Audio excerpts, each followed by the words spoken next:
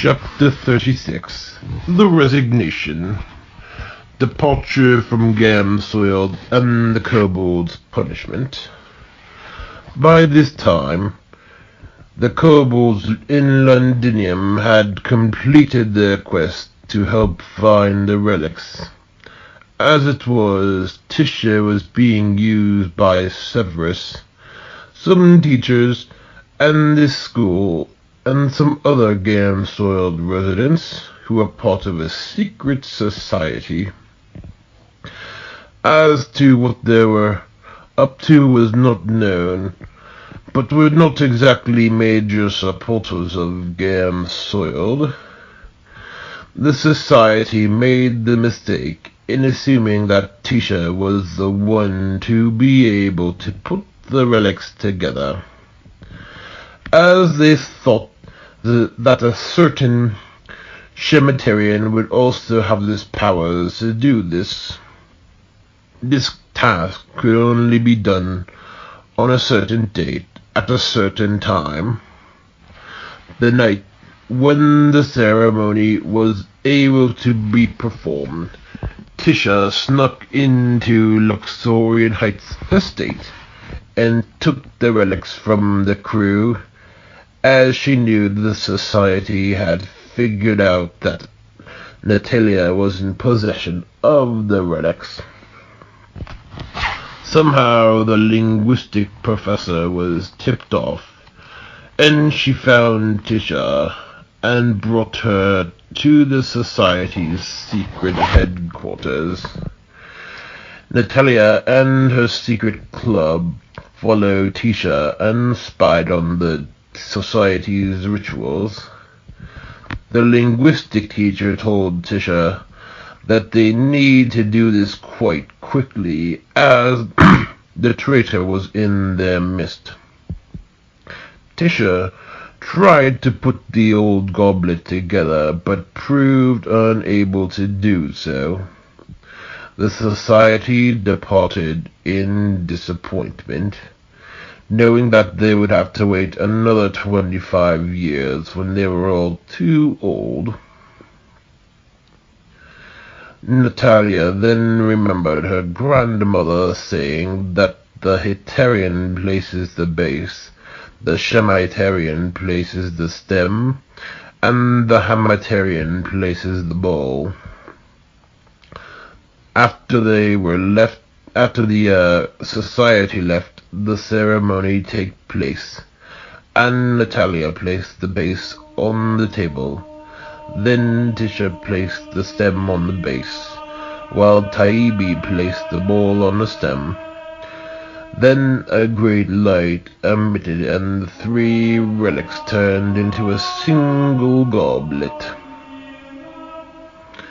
As the plan went, Tisha was going to stay in Gamsoil to figure out what Severus and their society wanted in Hamataria. Now Taibbi, Natalia, Jaden, Fabinius, and Hannah were planning on using the cup to vanish themselves to Hamataria. Before leaving, the club assured the kobolds in Gamsoil that they will try to find the kobolds in the desert and let them know that they were looking for them. Once the five placed their hand on the goblet, Taibbi recited an incantation in Hamatarian, and they vanished in a whirlwind. After the club left, and Tisha worked as spy, the kobolds lost the only people they truly enjoyed being around while in Gamsoil. The only people the kobolds saw were a bunch of dour curmudgeons at the inn, and these horrible owners, Troma and Emasina. The kobolds had to go on leave for a few days, as the Gamsoil Inn was being fumigated for some infiltration of some dangerous lightning bugs. What had happened was that while the club had traveled from Gamsoil to Hamataria, a few lightning bugs were in the goblet, still intact in Hamataria, opening the portal while they traveled. These bugs, for some odd reason, went right to the inn the kobolds were staying at, and gave Troma and Emersina quite some grief.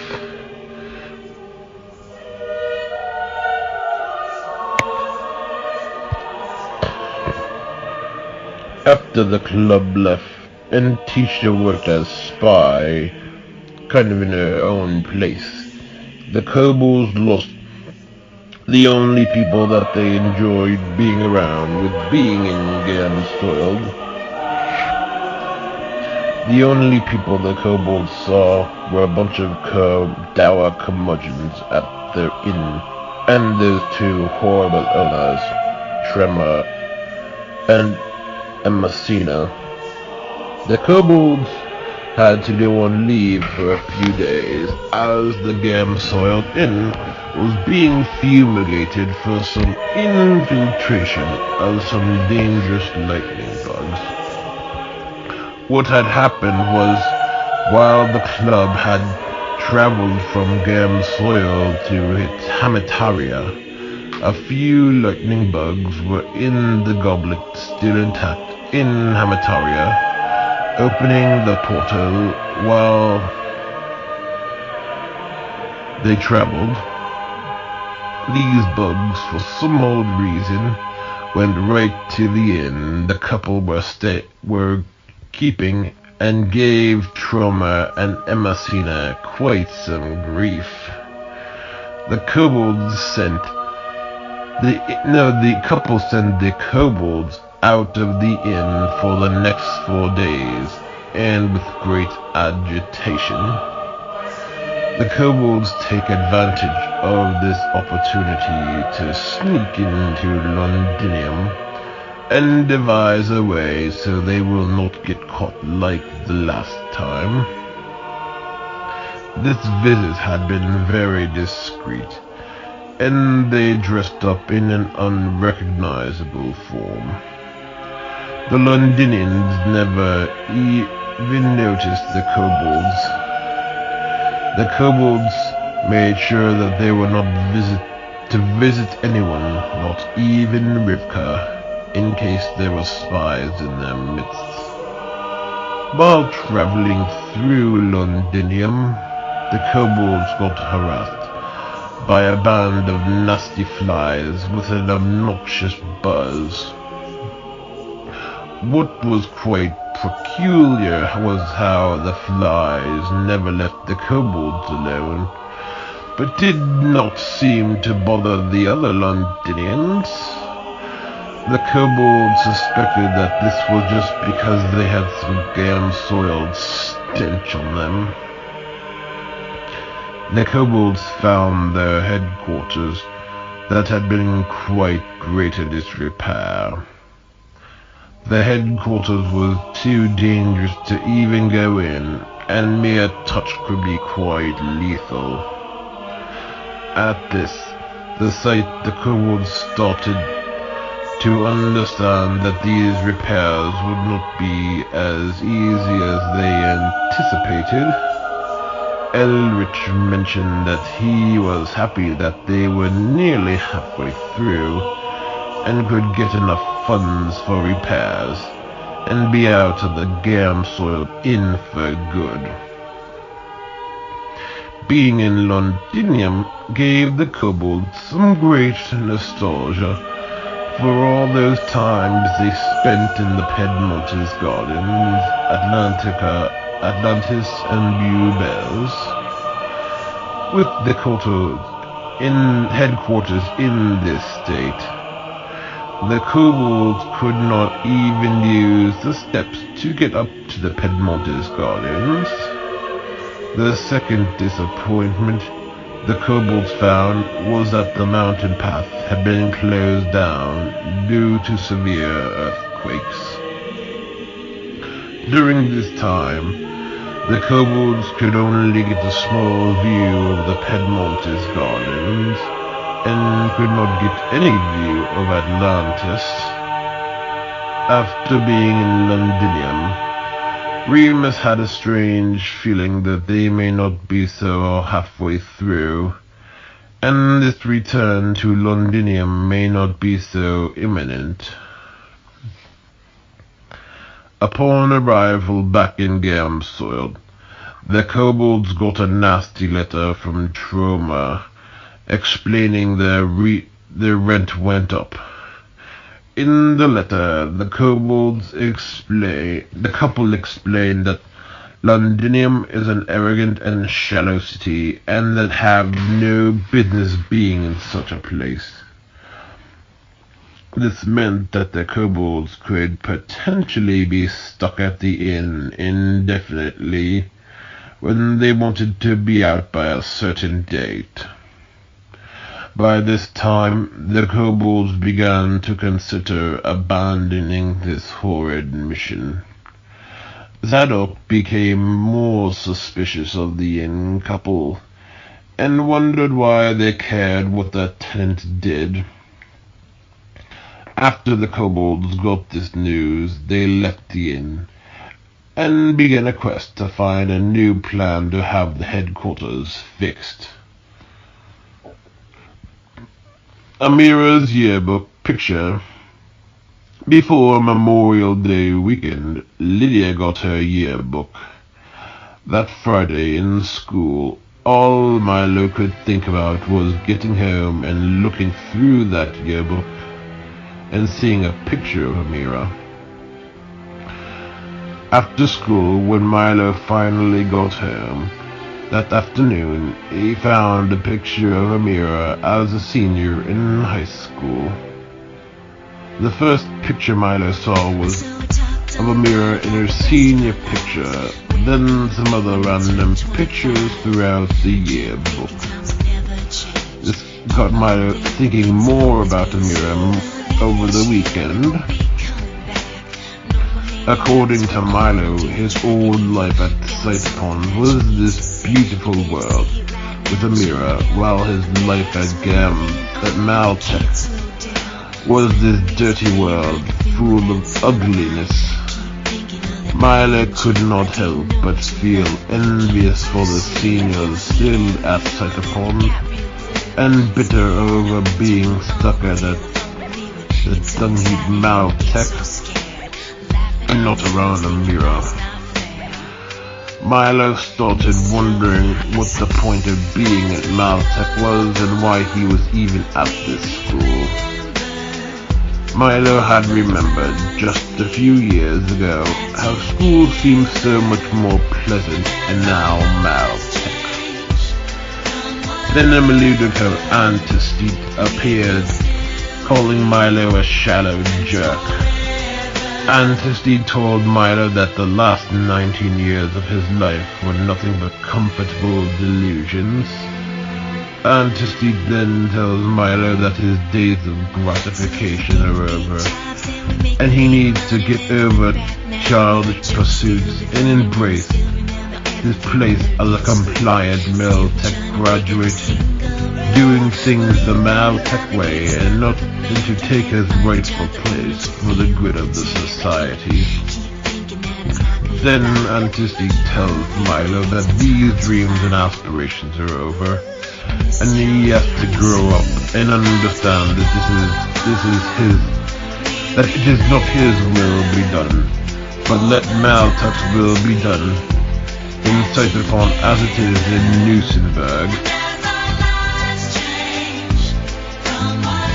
Later that evening, Milo and Ray picked Sylvester up and took him to a toy store for his birthday present. At the store, Milo saw one of the zoo workers, and he talked with the zoo volunteer and who ran the zoo volunteer program for the past Halloween. Milo talked to him for a little bit. The zoo worker asked him if he was coming back the next year. Milo had been undecided. Over Memorial Day weekend, Milo spent some time studying for his finals for the second semester and trying to work on a very difficult project. Plus, Milo was really struggling on the material he was on. What happened was Milo finished a course based on floor plan design, but now was into house construction, which was only about a week or two, or maybe 3 or so. Frankly, this was one of those rushed courses, despite the fact that knowing how a house goes together is more important than floor plan theories. Milo had a hard time staying concentrated, as he kept thinking about the picture of Amira, and feared that this ugly world of Maltech was really the real deal, while Amira was nothing but a fantasy. On Sunday, there was another Memorial Day picnic at Uncle Leo and Aunt Jane's. During the afternoon, Milo and Tor and Max went for a walk through the Jafaris' neighborhood. That evening, Milo tried to study for his house construction finals, but found it utterly impossible. The textbooks had been very vague, and Milo was still not understanding the material, thanks to how crammed the class was. Milo feared that he simply was not cut out for drafting, and surely did not want a career as a drafter. This is considering the fact that board drawings were becoming obsolete, and CAD technology was going at a rate the designer could do also the drafting.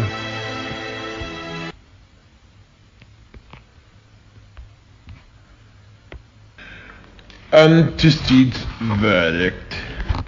Bliss met with Melendel about abolishing antecedent. Bliss starts to rant about how antecedent is just one bitter hag who only makes ugly garbage. Melendel shared Bliss's concern, but asks him to calm down. They agreed that they needed to go back to the Odinian temple to meet with Gregory. Melendel then summons Alexander, Victoria, and Dogmatius to the Odinian temple also. They met with Gregory, who explained the history of antecedent as follows. Antecedent was originally from the first order of anogrammatrons, who sought to lead mortals beyond the path of mere gratification.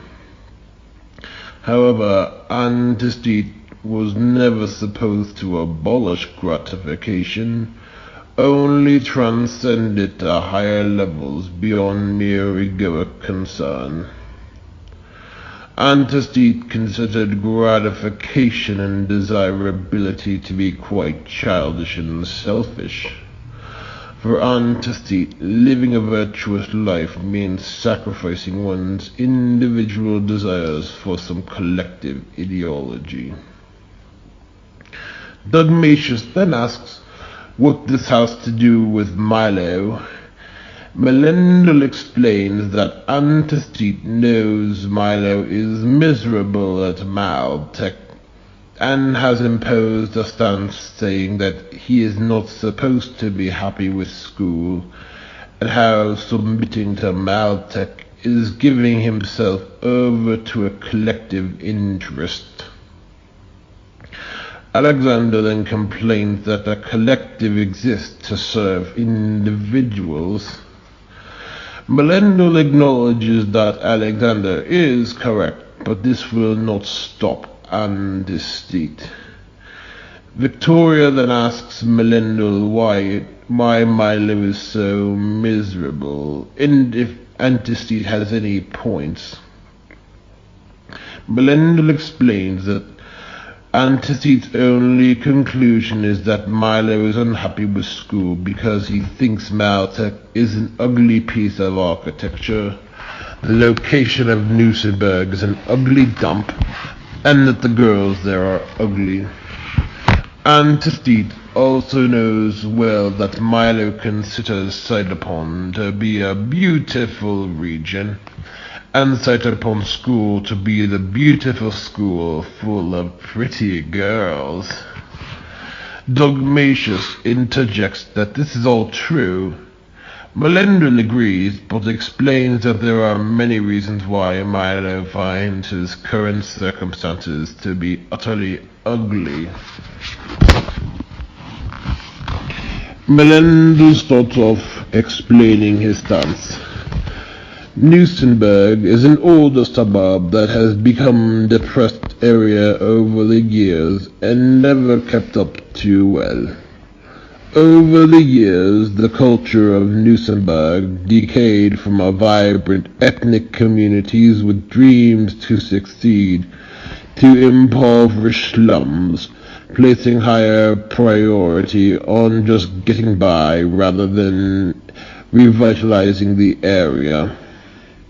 For Milo, all this unkept and run-down suburb is a manifestation of sacrificing one's hopes and aspirations in order to struggle just for the sake of getting by.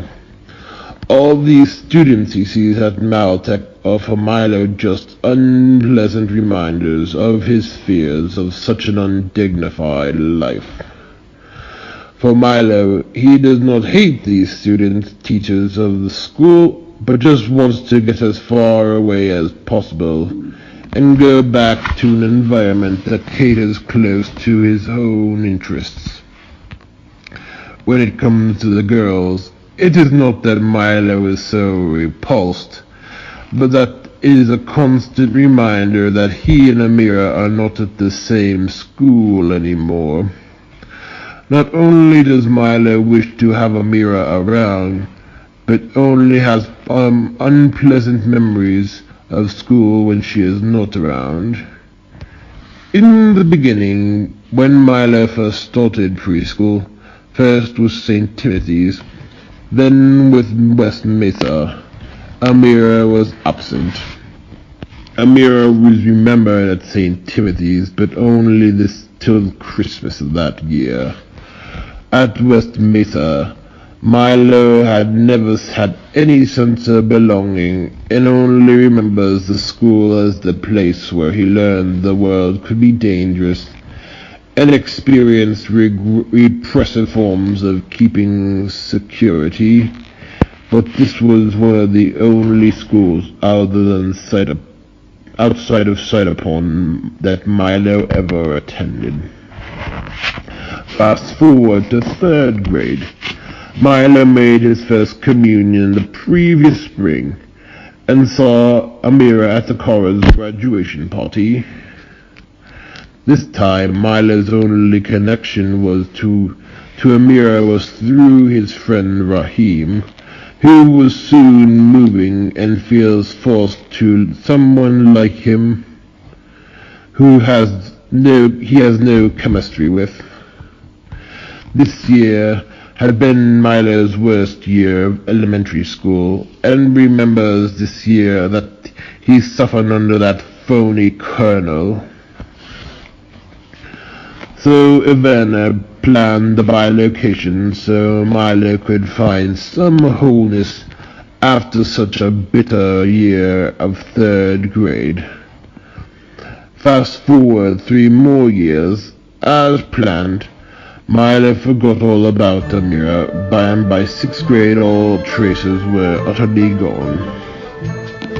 All Milo's memories of 6th grade were memories tainted by hedonistic crushes, changing every week, constantly shifting interests, a whole system to adapt to, and heavy loads of homework consuming his whole evening.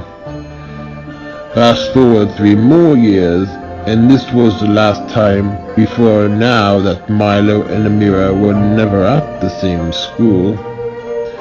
This was when Milo was in ninth grade, and he found out that he did not like Minyu the same way he thought he did, and had a falling out with the Jafaris. What this all represents is how much this school is like an overwhelming experience of all the West years, with a foreign school system so structured with the fear-based justification, a school busy with judgmental teachers and disconnection with students, heavy loads of pointless work accomplishing nothing, and an experience of being uprooted by some strange enemies. After the testimony, the Jinns were utterly shocked. Billy still protested that Newsomberg needed revitalization, and more importantly, the Essex region needed to be protected from becoming like that dump Newsomberg. Melendel agreed that Bilius would take up the rebeautification roles. Victoria suggested that Bilius work with Simone the artistic of the 4th Anogrammatron order. Soon enough, Aegeus arrived to speak with Victoria. Aegeus had relayed his vision privately to her. Aegeus had spoken of a day of resurrection, within a few years, of a great change to take place. Aegeus then spoke of the eagle caring for these chicks who had been abandoned, and likewise trained to bring forth transformation, utterly changing these birds to go forth and bring tidings of the eagle's goodness throughout the world.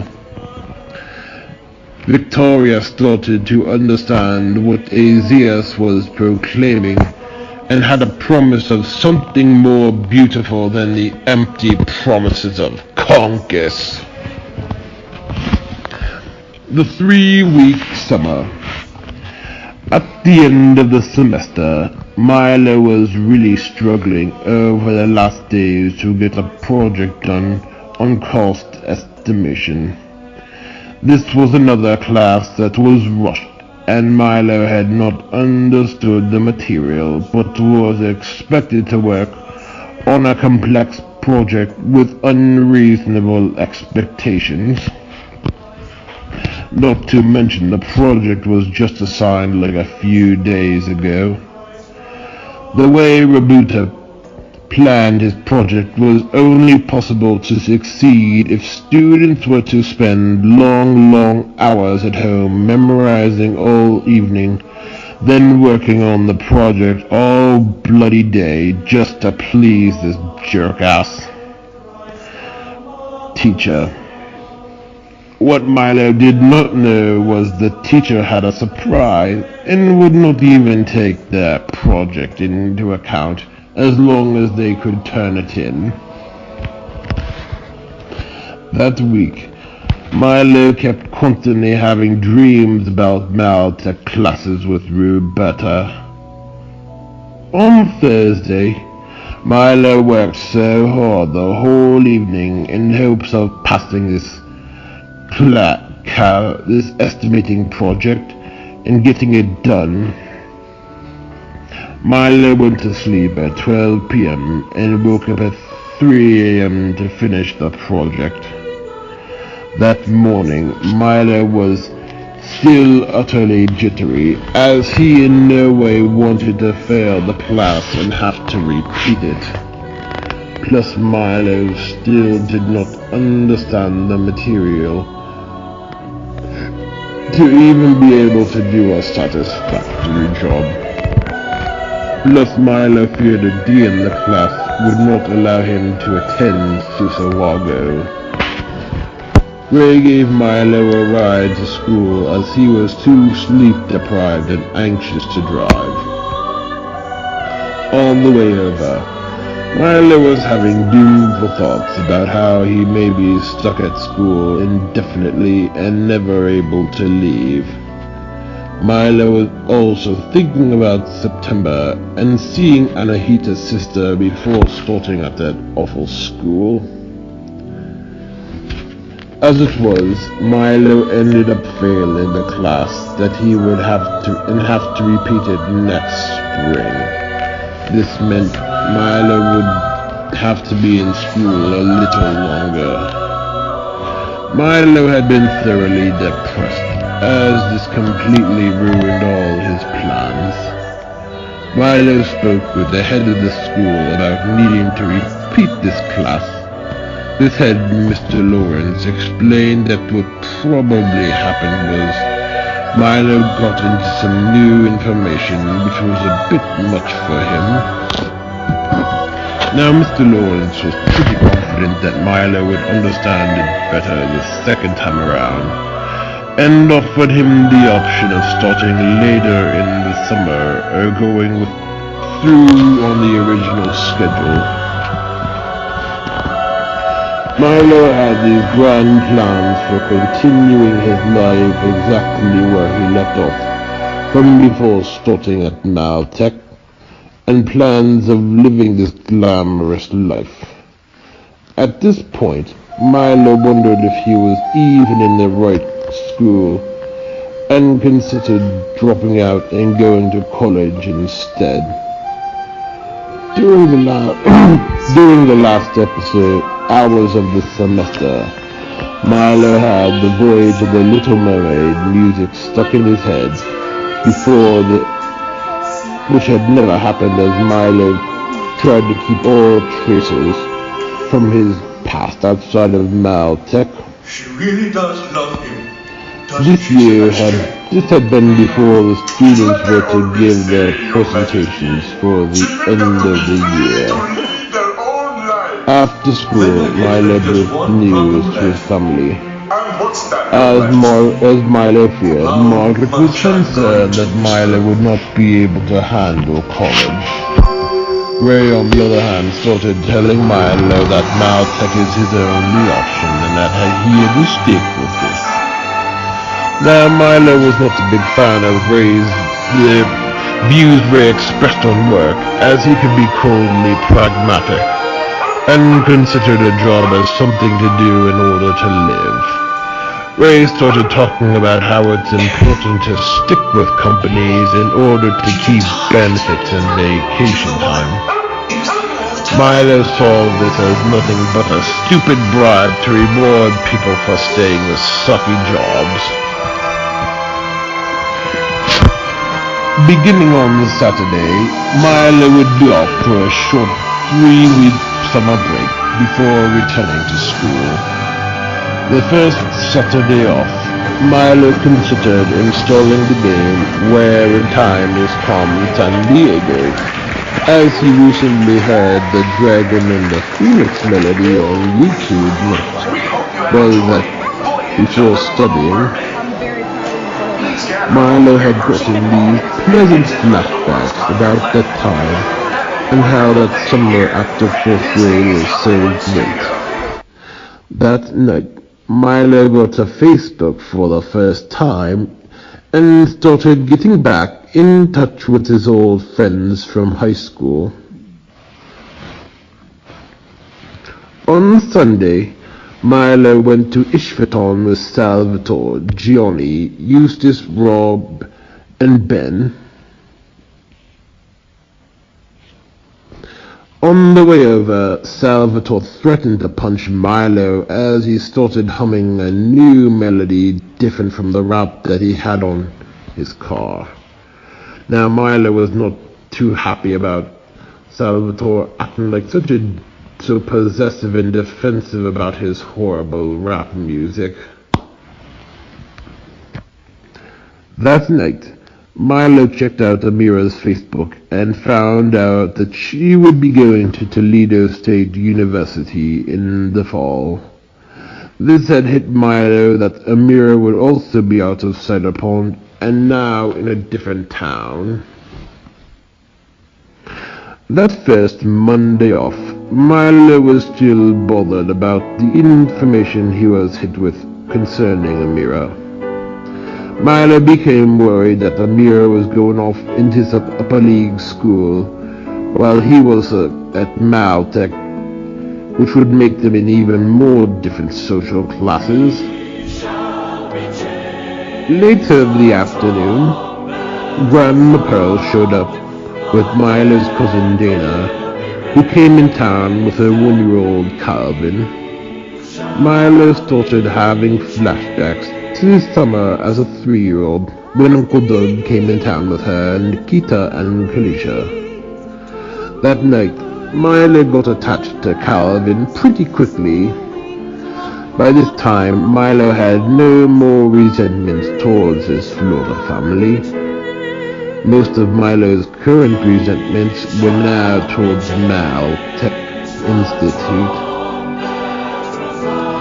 That Tuesday, Jacob from the Jehovah's Witness Kingdom Hall came over, and he and Milo did a study on the book about wives being submissive to their husbands. Milo had been quite shocked about this teaching and asked if this meant that husbands had absolute control over his wife.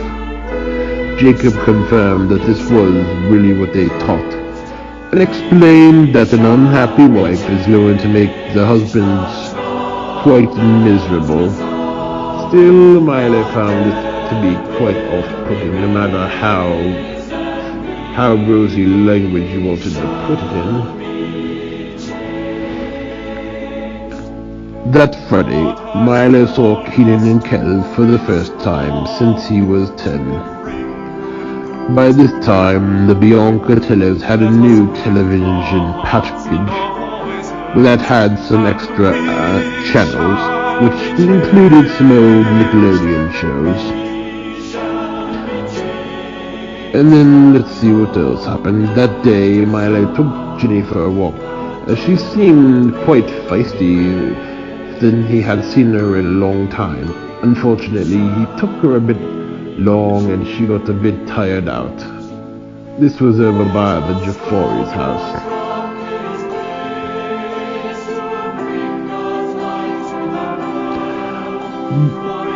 What happened later? Oh, that Sunday, Milo got Chinese with Salvatore and Gianni, and then they stopped over at Grandma Dora's to drop off some plants. At night, the Bianca Tellers, Grandma Pearl, Dana, and Calvin brought Italian in celebration of Dana's birthday. According to Dana, this had been the best birthday she had in a long time. That whole day, Milo was just contemplating his trip the next day to Sight Upon High. Milo had been planning on attending Amira's baccalaureate. The morning of baccalaureate, Milo did all the research of where to go for the baccalaureate and figured out the leaving time. That afternoon, Milo watched The Little Mermaid in commemoration of seeing Amira very soon. At dinner, Milo was acting a bit strange and ate pretty quickly. What really going on was Milo was still in the middle of The Little Mermaid and had wanted to finish before leaving. That night, Ray and Margaret were going out taking Lydia to her dance lesson past Phyllisville. When Ray and Margaret left, Milo shortly left afterwards and headed over to Cider Pond. When Milo arrived, he got the wrong building and walked through the senior building, reminiscing about his days at the school. Milo then found out the baccalaureate was actually at the junior high school.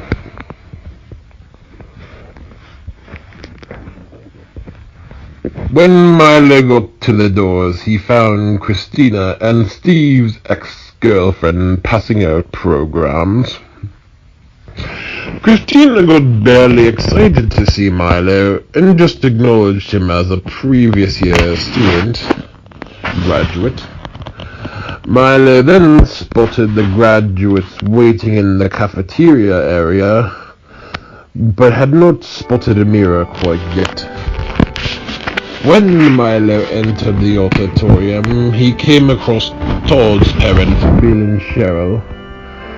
While Milo was talking with Bill and Cheryl, he saw Zaida and Kasim walk in, but did not see either Roshanak or Parisa or Samir.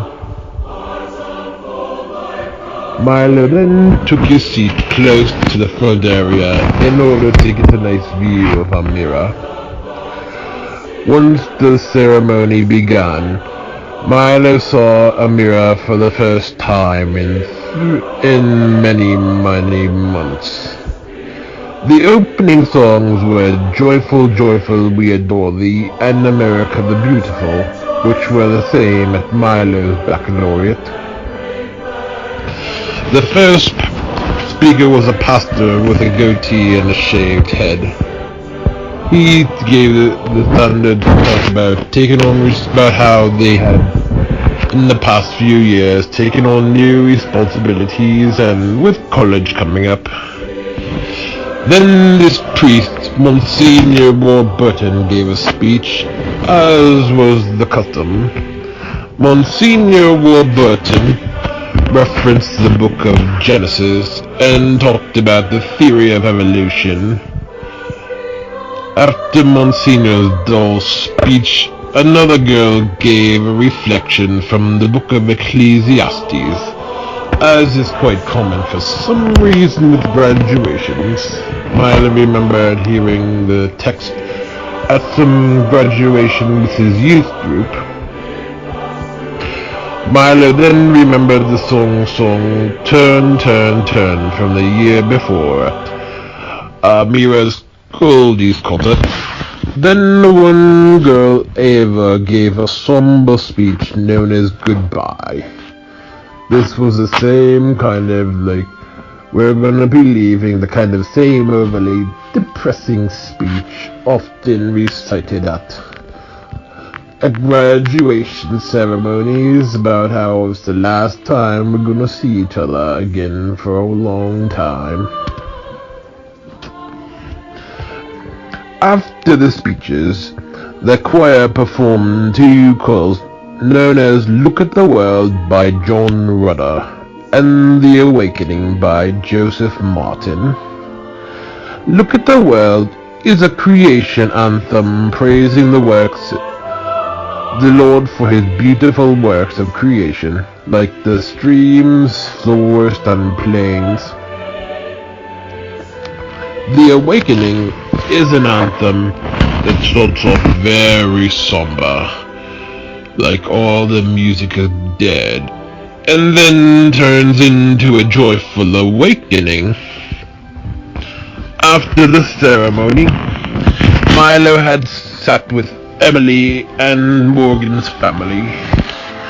Milo that night met Emily's grandmother, who is Grandma Rose's cousin, which had been mentioned far back, as we all know by now.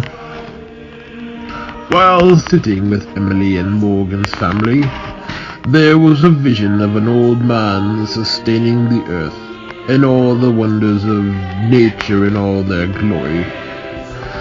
Then an old man gathered the seasons back to the eternal form, and its harvest was yielded. Milo had seen Amira, and she looked a bit teary-eyed over graduating. Amira had been with Zaida and Kazim. For some reason, as we mentioned, Roshanak, Parisa, and Samira had not been in attendance. Milo had wondered if Amira even noticed his presence, as he had quite a thick beard at the time. Milo also noticed that Vashti was clearly crying. Seeing a mirror for the first time in so long made Milo feel the most alive than he had since Disney World. When Milo got home, Ray and Margaret had found out that Milo had gone to the baccalaureate, as Emily called for Lydia. Emily had mentioned to Lydia that she was with Milo at the ceremony. Ray and Margaret were a little offended that Milo had left without letting them know. Milo did not want to explain himself, as he feared any disapproval would put him in a bad mood and would have ruined his night to begin with. Milo explained that he would not have to deal with this if he were off at college. Now Margaret understood that Milo did have a point there. Milo started to understand that part of the resentment he was feeling was that he felt even less free at Maltech than Cytopon High. Plus, Milo thought about all those students who are free when they're college and have their summers off. On the Thursday morning after baccalaureate, what happened on Tuesday after baccalaureate? Jacob stopped over for the day for a little bit and Milo mentioned having gone to the baccalaureate the night before. That day, Milo researched the songs he was going to be that were sung at the baccalaureate, as they reminded him of Amira. That Wednesday, Milo went over to Grandma Pearl's to clean her roofs. Then when Milo got home, he found out from Ray that Mr. Lawrence had called about plans for the next semester and taking that class again. This kind of put a damper on the day, as Milo knew well that his vacation was halfway over and would have to be returning to that hellhole Maltech. Otherwise, Milo then cut Grandpa Tony's grass. Milo called this Grandparents' Day. Came early. On the Thursday morning of that week, Ray left for his golf trip and would not be returning home until Sunday evening before leaving for vacation. That afternoon, Jacob and Vito took another visit over to Milo's. They spoke on obeying authorities, including parents and teachers. That night, Milo went over to the Filentinos for dinner. Aunt Diane stopped in for a little bit and told Milo she saw his Facebook. Aunt Diane asked if she could add him as a friend. Well, of course Milo said yes. Aunt Diane mentioned that Milo was friends with quite a few girls. That night, Milo had a nightmare about returning to Maltech, much to his displeasure. In the dream, Maltech was a hideous factory. The class was given tasks to do dry and mundane assembly work, and under some demanding managers calling for breakneck speed. Then Mr. Stinson was walking around. That morning after the nightmare, Milo started asking where his life was going, and came to the conclusion that he would not let these short months destroy what 19 years of life created for him. Milo then thought about how every bad time in his life was when Amira was absent, and was not going to let these bad times in his life define the next decades for him.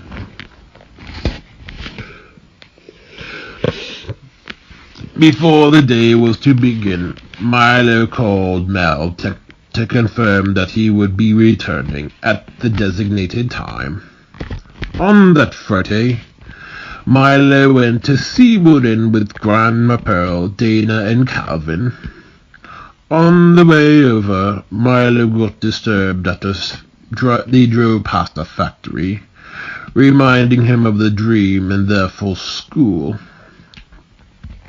Milo then told Grandma Pearl and Dana that he was plan on continuing his education at Susawago once he gets out of Maltech. Grandma Pearl was thrilled about Milo considering more education. Before arriving in the park, Milo noticed a boat rental place known as Schwanman's, reminding him of school even more. For the first part of the day, Milo and Dana went on some water slides at Soaptown. At Soaptown, Milo saw Lexi, who used to sit at his lunch table back in 10th grade, and she sort of knew Amira. Milo had remembered how that year, that's when he had first seen Amira for the first time in a long time. That day, Milo got even more attached to Calvin, as he took him on some rides and babysat him while Grandma Pearl and Dana were shopping at the gift shops. Otherwise, Milo and Dana did the roller coasters. On a log fume, Milo saw a former colleague from his tolerance class working the ride. That part started reminding Milo of his school picnic after 4th grade, when he went there with Salvatore and had those Orientalist tendencies. The cursed overgrowth. Back in the mountains, while the Londinian residents were working on cleaning up where the pathways had been destroyed, one Londinian spotted a strange plant that he recognized from somewhere. This was a black and sickly-looking plant with giant burrs and a smell of rotting flesh. After this Londinian found this, he rushed back to the city to find some help. A Londinian botanist inspected the plant from a distance and declared that this was a highly toxic plant, not native to Kebsuda, but from the home of the alien offspring's country. The botanist realized that this plant was utterly unstoppable, and feared that there was nothing in Kebsuda able to kill these invasive plants. The prognosis was that this plant would grow rapidly, and the mountain region became off-limits indefinitely.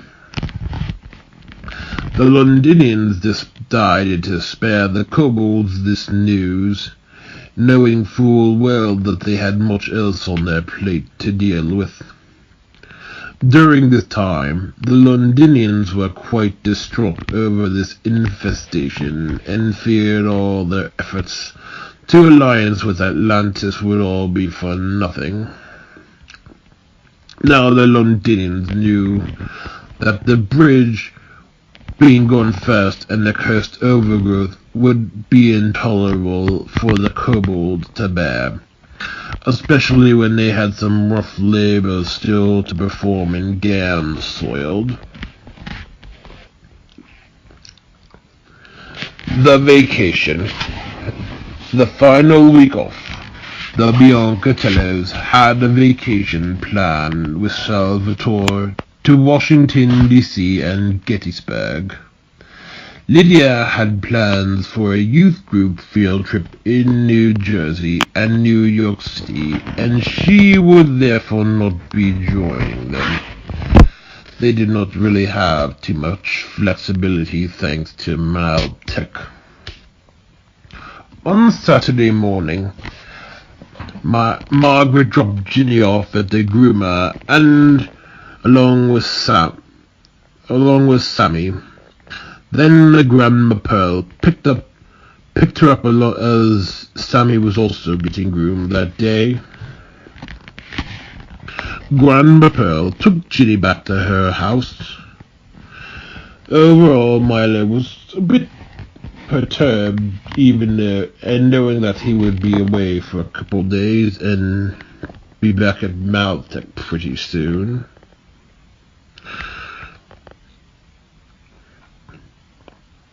That afternoon, Milo and Lydia got into a minor spat after she wanted to go to an early mass on Sunday morning. Lydia was worried about going to the later mass, as she feared that it would be cutting it pretty close to when the buses would be leaving for New Jersey and New York. Milo felt a bit bad about getting into a fight with Lydia before she was going to be gone a week, and the next time he would see her was when he would be almost back in Maltech. That night, Lydia had her second dance recital, which Grandma Pearl, Dana, and Calvin attended. Now, Calvin started acting up at the play, and Dana had to sit out in the auditorium. Now, Dana was not particularly liking having to do this with Calvin. Milo was over at Grandma Pearl's before the play, and he got to see Ginny for a little bit. As for the play, Julie's daughters were performers. Now, as we remember, Julie is one of the Williamson cousins. On Sunday, Margaret, Milo, and Lydia went to the 9 a.m. Mass, as he had wanted. Milo felt a little bad about his fight with Lydia. In church, Milo saw the Jafaris. The opening hymn that morning was How Can I Keep From Singing, which Milo remembered from the beginning of that summer 9 years ago. Milo had noticed that the altar server was quite anxious. Around this time, as she was a new girl serving, around this time, news had gotten out that Father Nick would be leaving, and that they had a new parochial vicar, who they showed a picture of him in the church bulletin. After church, Margaret dropped Lydia off at the bus, and she was off for her trip. That afternoon, there was a party at Uncle Giorgio's for Father's Day.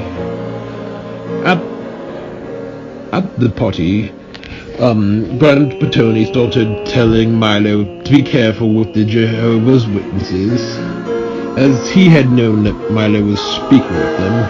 Now, as we know, Grant Petoni is very Catholic and is the Catholic old school type, and not a particular fan of Milo having met with the witnesses to begin with.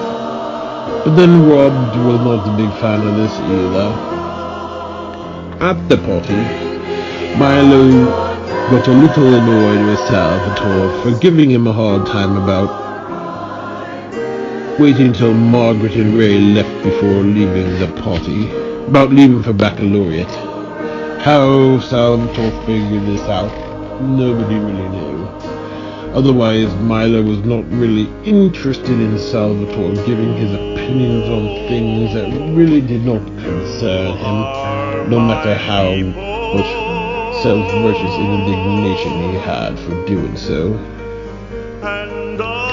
Otherwise, Milo saw some old St. Timothy's yearbooks from stemming back to as far back as when he was at St. Timothy's.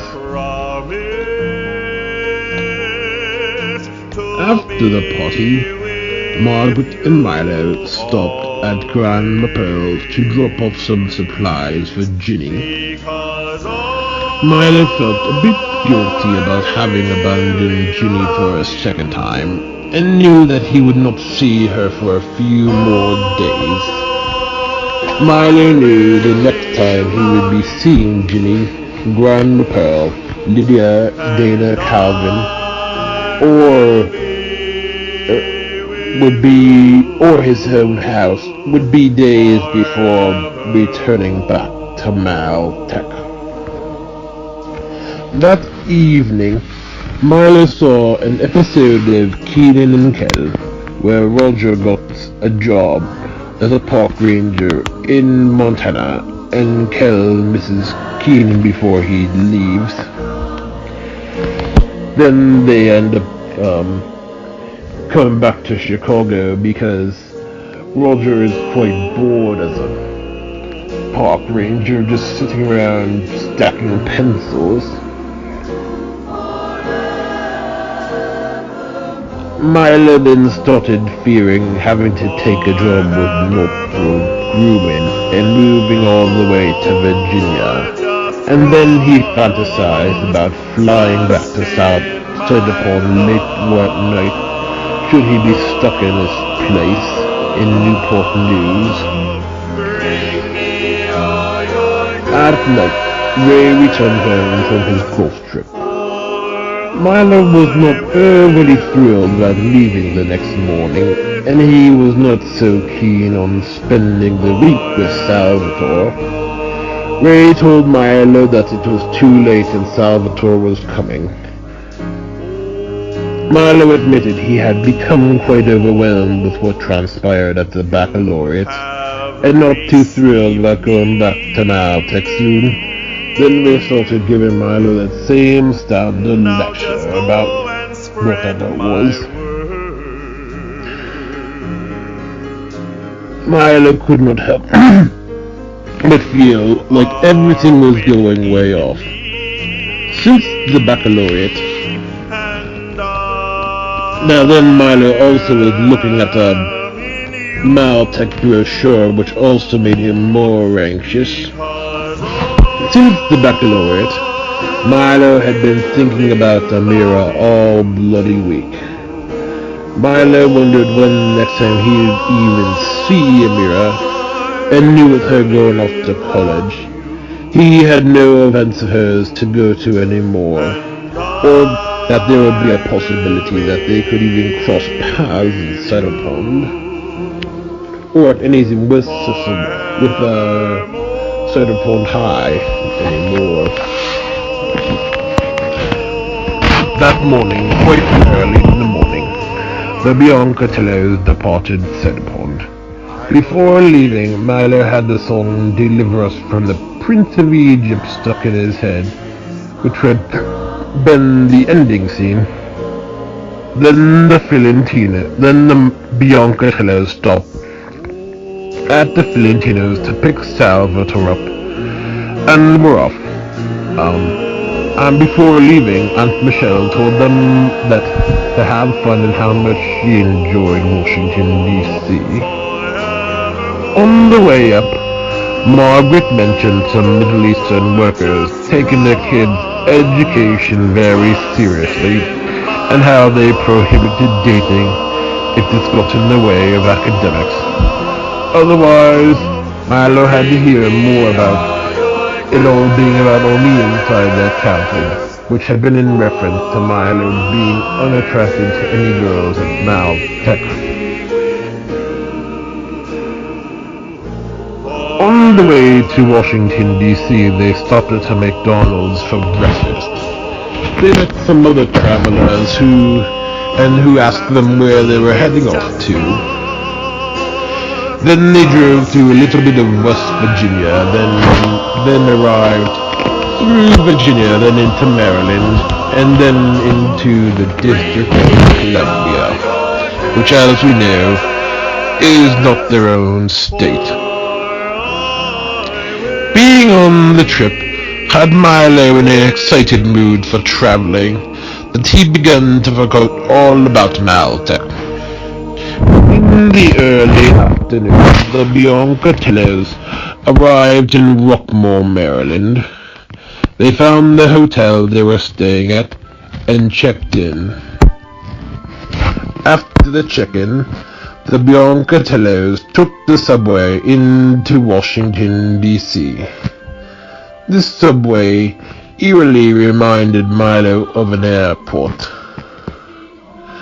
When they got into D.C., they walked over to the Smithsonian Museum of Natural History. When Milo got into the museum, he got a bit homesick after seeing a stuffed wolf that reminded him of Ginny.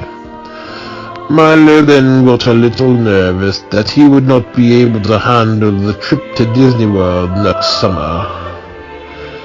Now this walk through the museum was quite overwhelming, considering how large the Smithsonian really was. This museum gave Milo some flashbacks to the end of 4th grade summer, when he went out to breakfast with Grandma Rosa and Grandpa Tony one day. Otherwise, they saw a lot of other stuff, like a Korean exhibit, a movie that was about some excavation in Texas with some dinosaurs, some Native American scenes, and what else was there?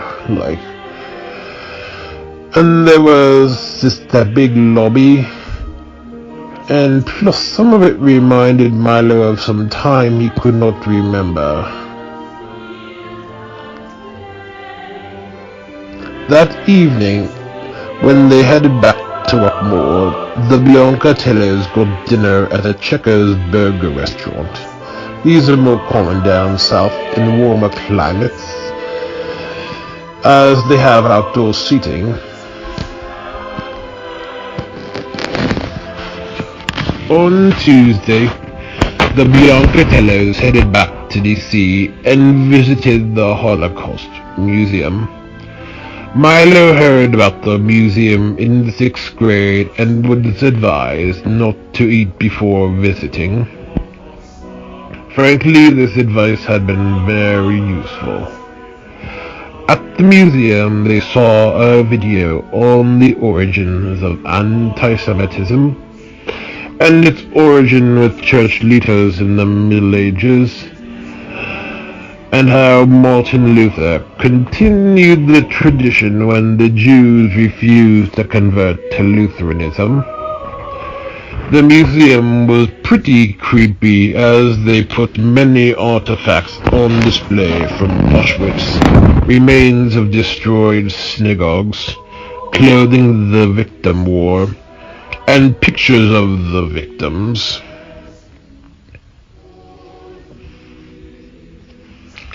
The evening, the Biancatellos got dinner at a mediocre Filipino restaurant. These restaurant owners suggested dishes they were trying to get rid of, which had been not so great. Only Salvatore ignored their request, and he was the only one who got something decent. After dinner, the Biancatellos returned back to the hotel in order to board a tour van for a DC tour. Part of Rockville reminded Milo of Lake Forest, Illinois, where they went to see the Chicago Bears practice years ago. The first stop they made was to the National Cathedral. The National Cathedral was known to be able to accommodate all different denominations of Christianity, including Catholicism, Anglicanism, Lutheranism, Methodism, Presbyterianism, or just about any church. Now, this tour guide was from India, explained that the tour guide was from India, and then explained the city and all, and it was quite ironic that he was given a tour of America. Then the tour resumed to the Roosevelt Memorial. There was one girl who sat on Roosevelt's lap and got a picture. Margaret thought that was quite a stupid thing to do. Then they were taken to the outside of the White House. The tour guide told them that George Bush would be expecting to see them. Milo had Milo had thought he had seen George Bush a couple times before on the trip. Not that that president would be out much.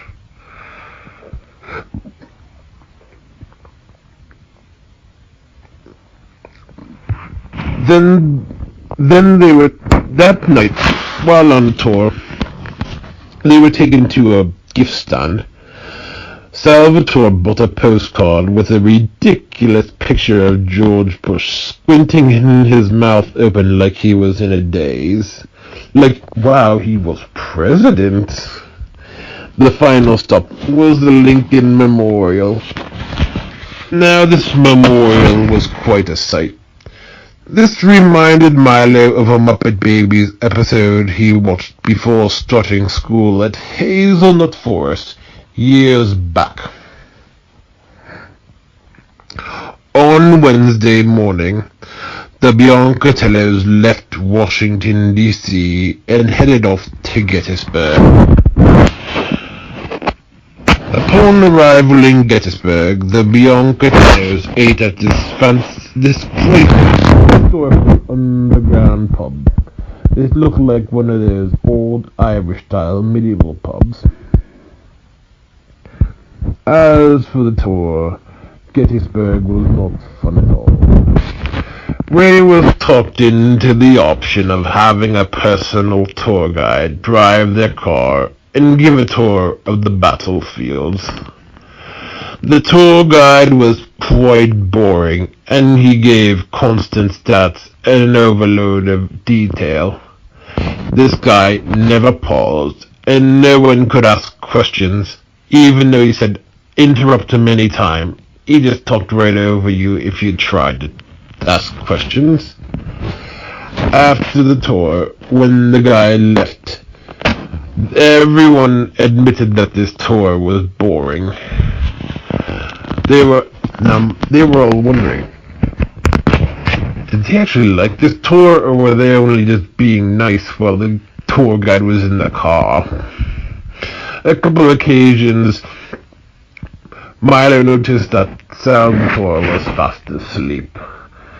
Then, this tour guide, when he made some stops, he would always try to tell them you'll get extra credit in school if they can identify these particular symbols.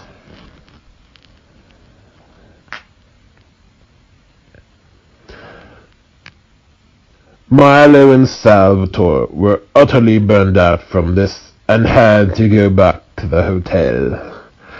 Margaret and Ray returned to the museum. Milo had enough history for one trip, which only reminded him of Maltec. According to Milo, this being that the tour guide was so boring, this reminded him of how you could take something so interesting and make it so utterly dull, like Maltec also was quite good at.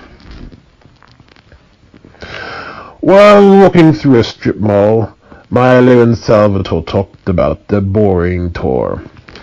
Salvatore told Milo that the town had been stuck in the Civil War way too long. That night, Milo and Salvatore went down to the pool. Now, this pool sort of reminded Milo of something he had seen. It kind of troubled him and reminded him of something like the sports hall pool. Salvatore then started asking Milo what he would think of Maltec if they got him the best job ever. Milo knew this would not happen. The next day, the Biancatellos headed to Ohiopyle National Park for whitewater rafting. Milo had not been to this place since the summer before starting 4th grade. By this time, Milo still had some bitter feelings about that summer, as he still remembered the summer after third grade. Milo got a bit anxious on the rafting trip, as everyone on the other team reminded him of either students or teachers from Maltech. One of the guides had long hair like one teacher at Maltech and a goatee. Otherwise, one other guide was this fat kid who reminded Milo of another student who just graduated from Maltech and a heavy smoker.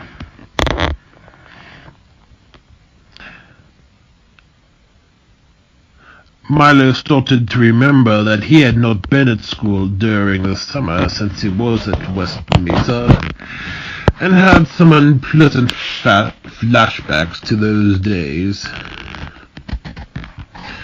Milo then started to think about maybe it would be like that he could try getting some consolation remembering his days at the sports hall several summers ago. The hotel the Biancotello stayed at the time was very dumpy. Well, actually, they actually stayed at an area in the old hotel that was getting renovated, but had still been working and was very gross. The room they were given was very gross room at first. This room had housed a necrogen that had long been restrained when Grandma Pearl's father passed away when Milo was 6. Milo had only met this great-grandfather one time as a baby. That night, the Biancotellos ordered a pizza, and Milo spent most of the afternoon watching some television. That night, Salvatore started acting like a jerk and started trying to put Milo's fingers in warm water. When this didn't work, Salvatore then just poured some water on Milo's pants just to be a dick.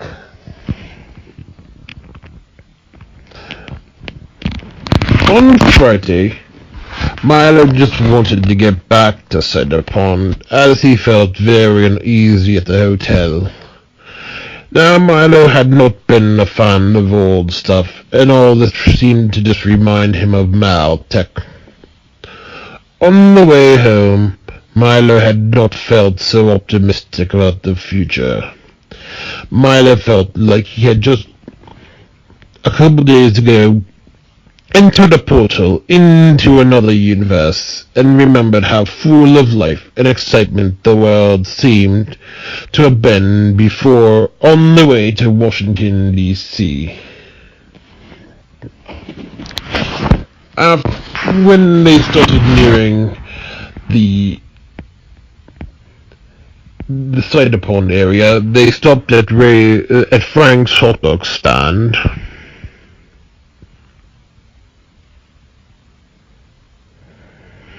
Which Milo remembered previous summer after graduation.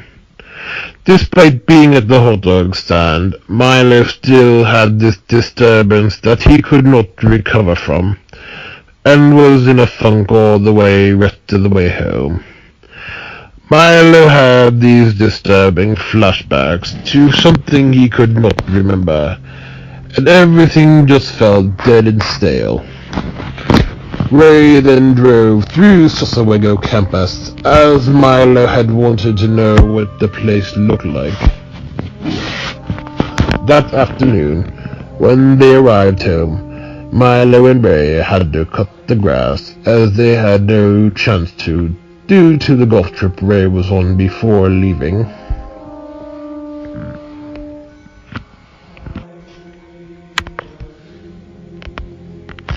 The emergency meeting. Melendo knew that the necrogen had been released, and he called for an emergency meeting with Alexander, Hughisha, and Doug Macius. Melendo also knew well that the shadows known as the Timoras and Deploros, had ravished the land. Deploros are grey shadows that are the remains of repentant or dead Hubertiges. Melendel saw that the Timoras and Deploros had found Milo and began to torment him. Melendel had done some research on this necrogen and identified him as Durglin, and told the whole story as such. One ancestor of Grandma Gladys's was accused of witchcraft in Ireland in the 15th century. A violent minister had been under a Sophunum who was very vain and refused to let go. The minister believed this woman sent plagues to town crops and poisoned their water supply, and out of vengeance cast his Sophunum on this woman unintentionally, and cursed him to travel through all the woman's bloodline. By this time, a family known as the Houlihan's departed from Ireland after they were nearly starving to death from the great potato famine. The Houlihan's of the second American married a German man and gave birth to Grandma Gladys. Grandma Gladys' mother died when she was only 5 years old, and her father sent Grandma Gladys to live with her two sisters, off with two different relatives. Actually, several different relatives. None of the relatives wanted these girls and sent them around constantly. Gladys then met an alcoholic and marries him.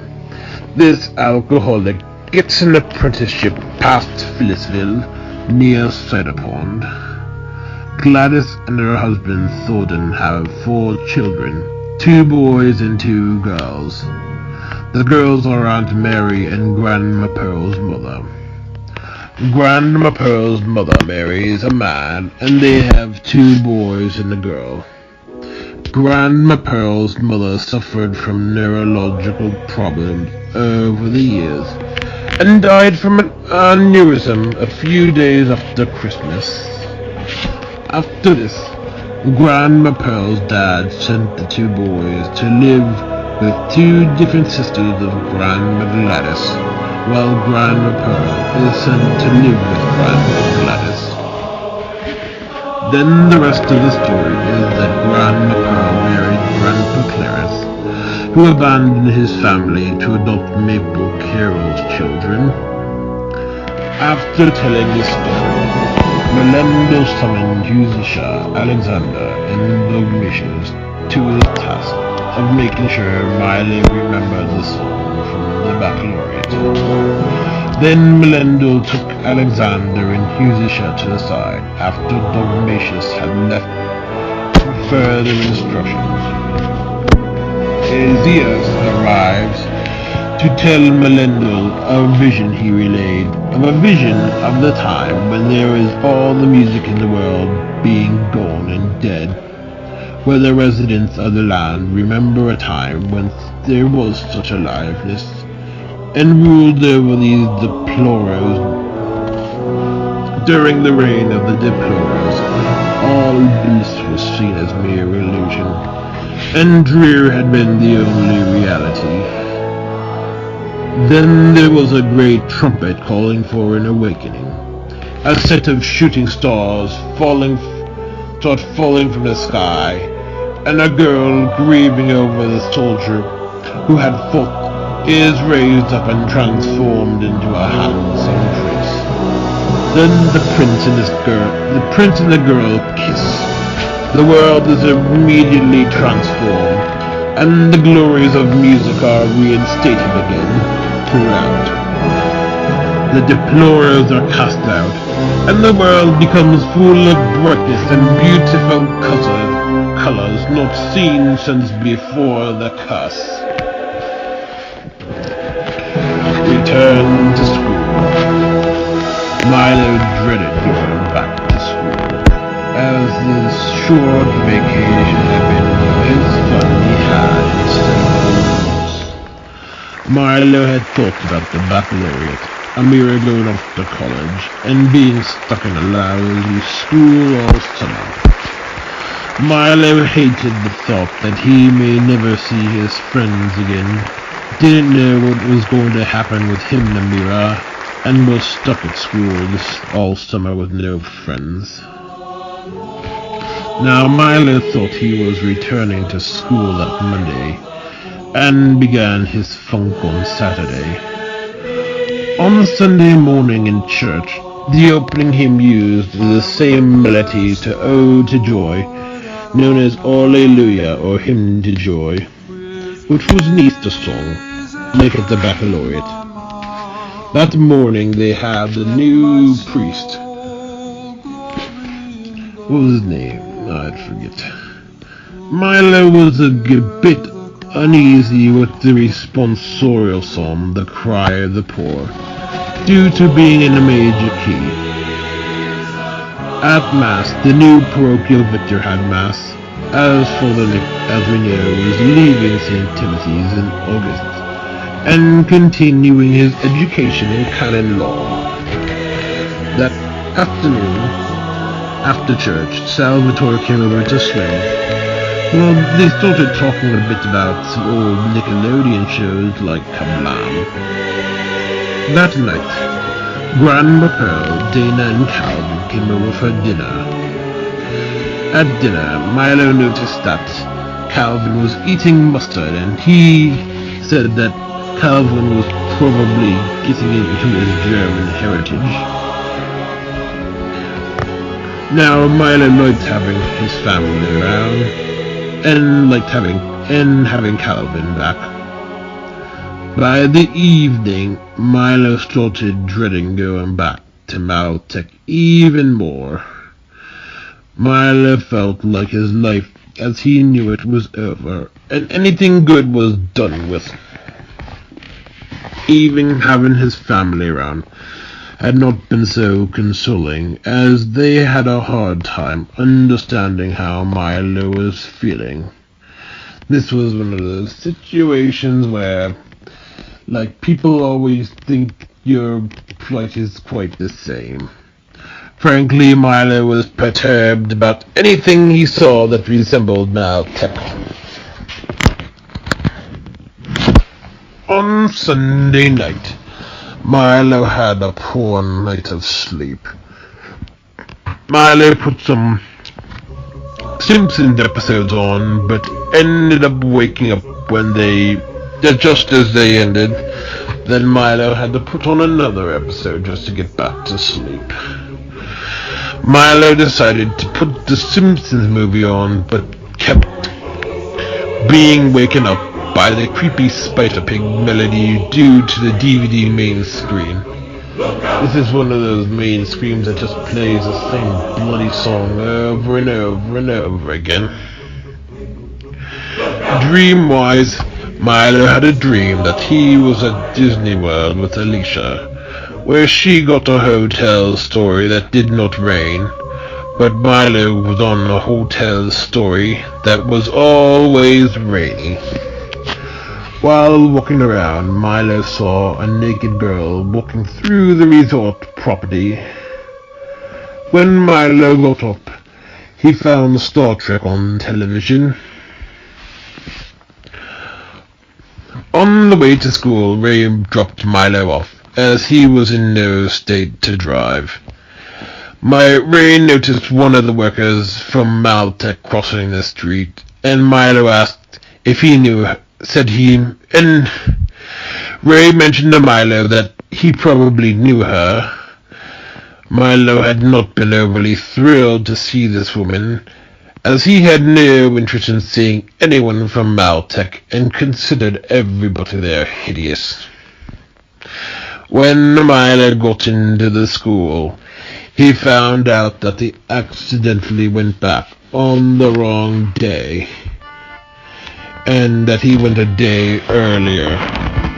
and then had another whole day to dread going back to school. Ray picked Milo up, and he had called this a gift. Ray did. Frankly, Milo would have rather just gotten this first day over with. That day had been utterly hard on Milo, as he feared his life was over and could not possibly find a way out of this mess with Maltech. Milo feared having to become the sellout, having to surrender to a meaningless adult world. Ray offered Milo no consolation, and he expected Milo to take advantage of this stupid day off.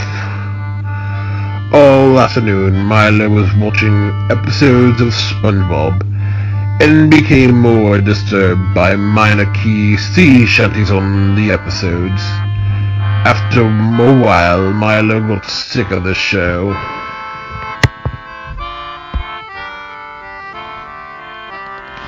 During the day, Milo had been quite sleepy, and had many strange dreams.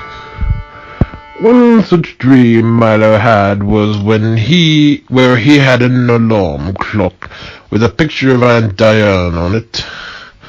Milo suspected this had to do with adding her on Facebook. On one occasion, after Milo woke up, he found an episode of iCarly known as I Ought. In the episode, Spencer gives up on his dream of Ought and turns into a self-righteous and dour dental assistant. The artist who crushed Spencer's spirits reminds him of a middle-aged student back at Maltech. After seeing this, Milo became even more horrified.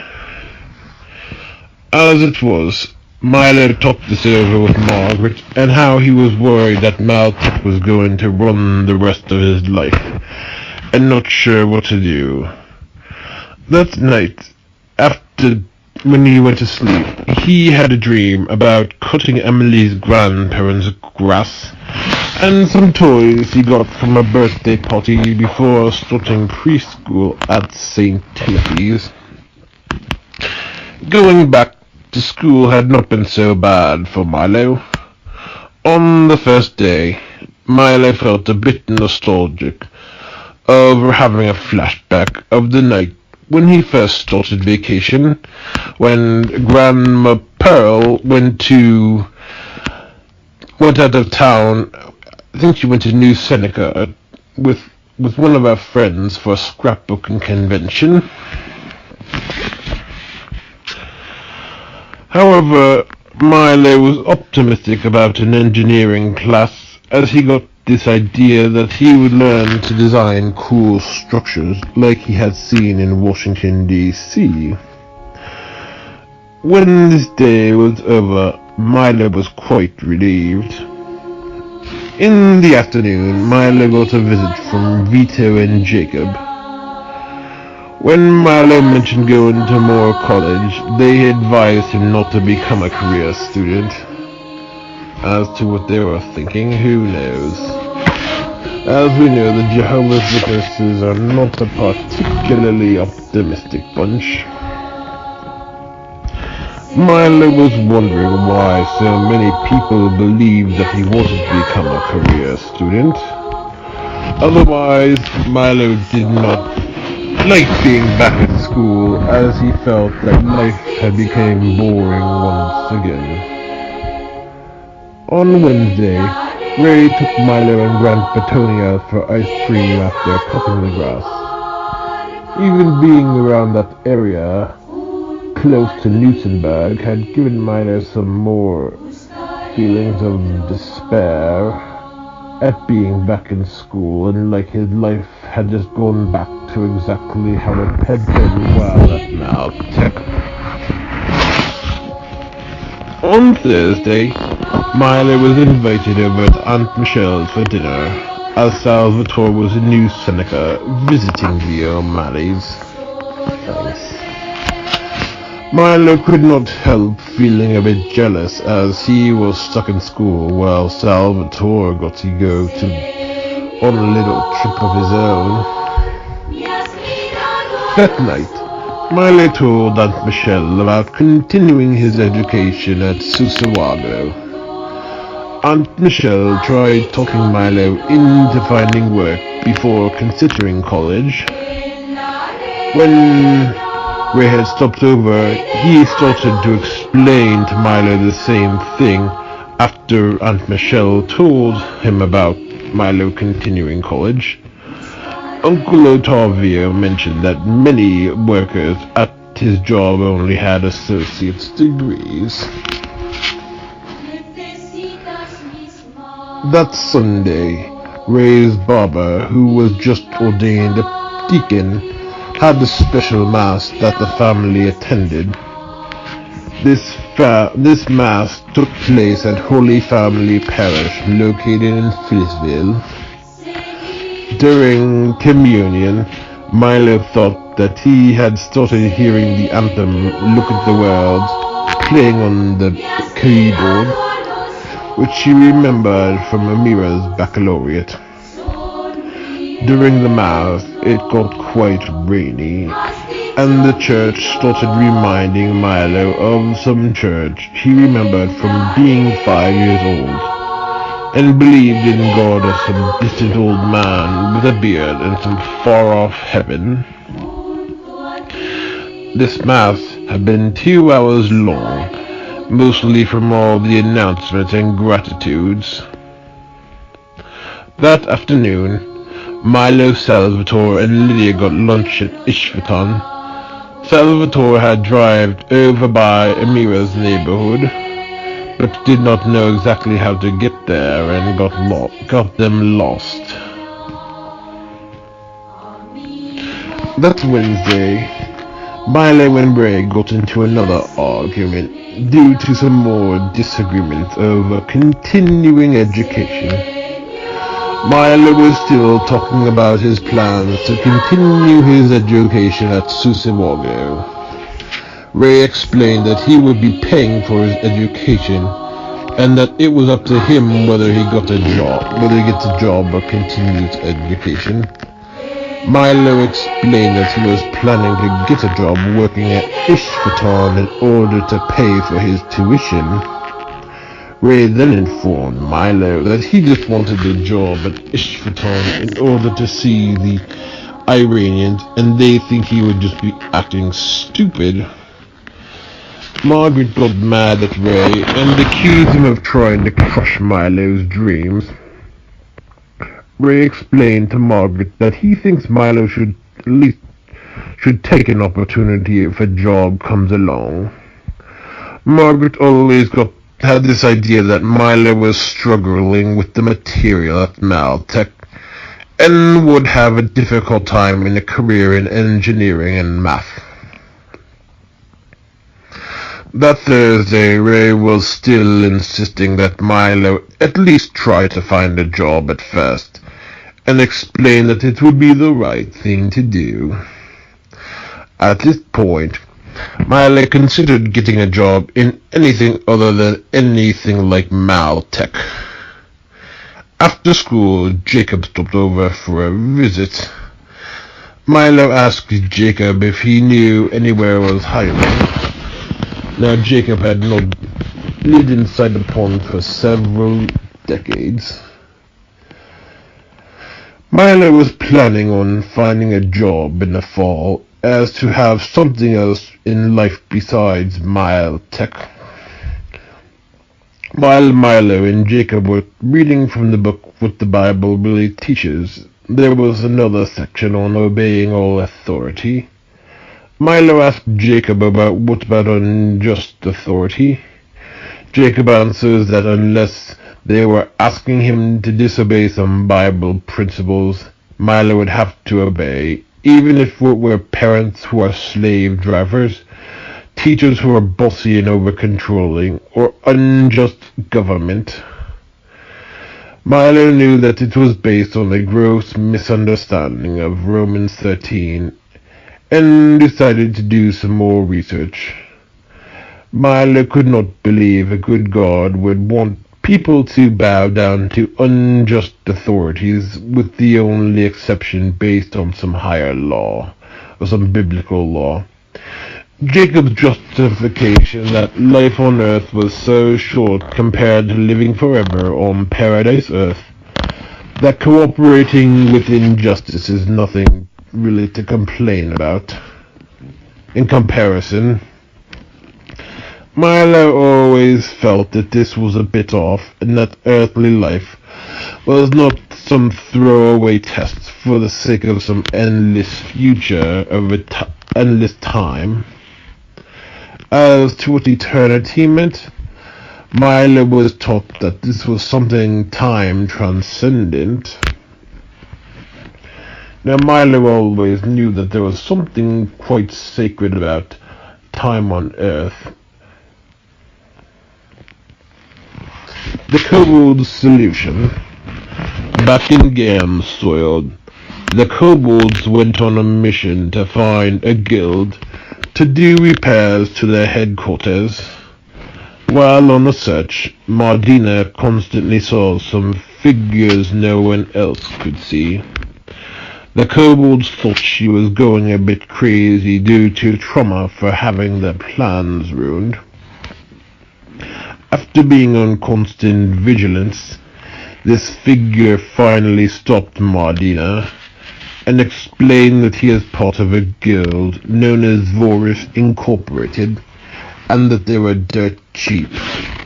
Well, actually very cheap otherwise. This guild promised to repair their headquarters, and that they would be able to get away from Tromer and Emasina quite early. Their only request from Vorusco was that none of their clients ever questioned the maintenance methods they used.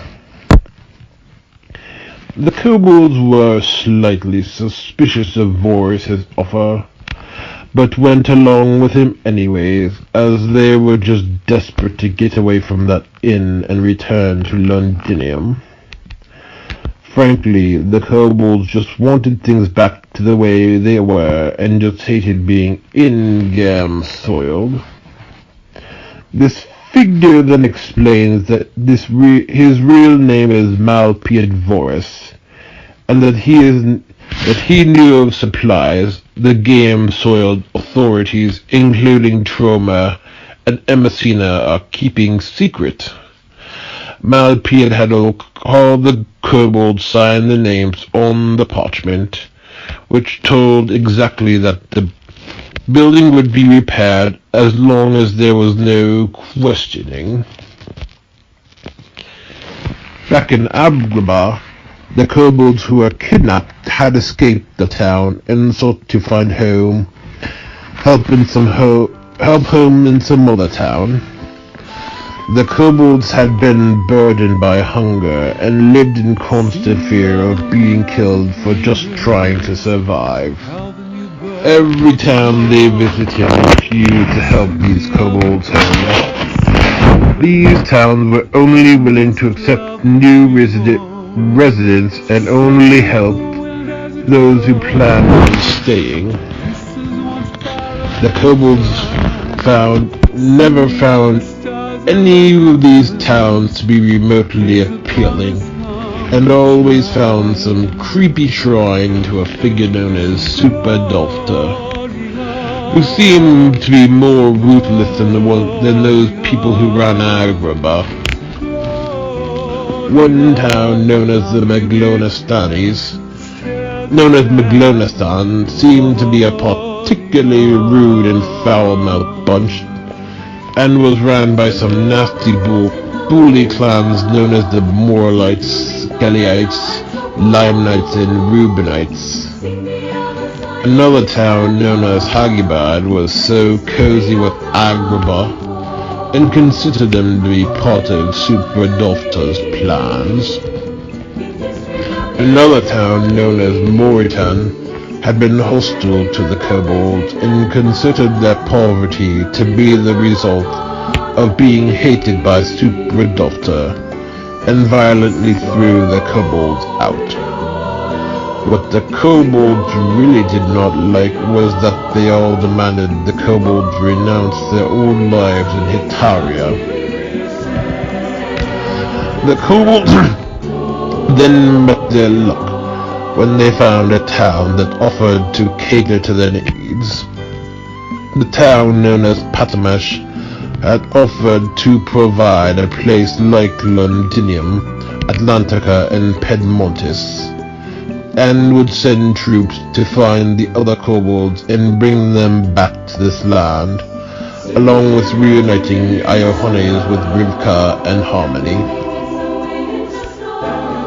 The only thing the elders of Patamash asked was that they go through some education and then decide if they're willing to commit their loyalties to this land. The people of Patamash strongly resembled the kobolds, and some looked like Londiniums.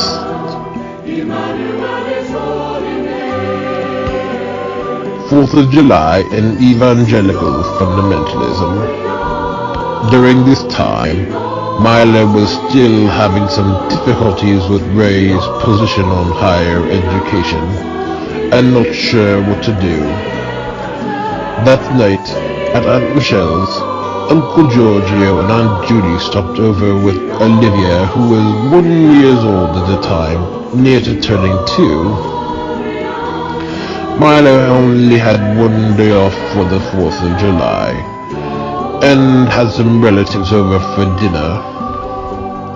This was one of the few days off for the summer term that Maltec had. Milo wondered why anyone would want to work at this school when they had to be on such a tight schedule all year round and had limited vacation time. Actually, they had none, and all the vacation time was when Maltec decided it. Milo knew that most teachers had summers off, even if they could not be flexible for personal time for the rest of the year. On the 4th of July, Grandma Pearl, Dana, Calvin, Grandpa Tony, Aunt Michelle, Uncle Ottavio, Grandma Dora, Salvatore, and Giorgio came over for dinner. For lunch, dinner, lunch, whatever it was. Later, Aunt Diane came over, as she called, wanting to know where Grandpa Tony was. Margaret invited her over after the call. Now, Dana was kind of jealous that Grandpa Tony's family all wanted to know where he was, but she didn't get as much attention back in Florida. On Saturday night, Milo had this strange dream about going up to New Seneca and Uncle Matt taking the family to the mall they visited when Milo was 3. The mall also housed the church they attended Mass at and San Frontello's Italian restaurant. Outside the mall, there had been quite a graphic car accident.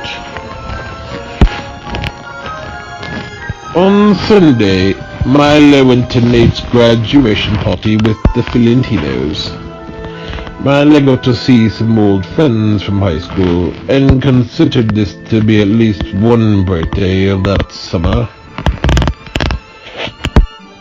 After the graduation party, the Biancatellos, Grandma Pearl, Dana, and Calvin went out to dinner, as this was Dana and Calvin's last day in Cider Pond.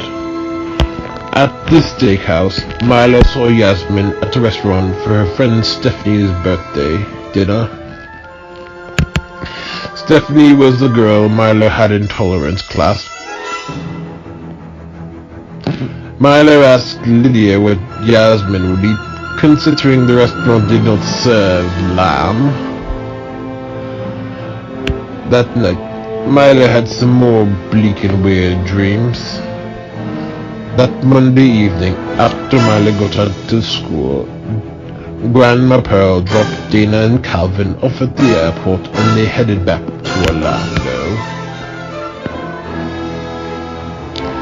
One night later, Milo had a dream of accidentally knocking off Gianni's thumb with a Harry Potter book.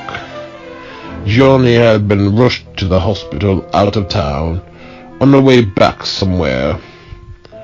That day, Milo was back at Maltech from holiday break.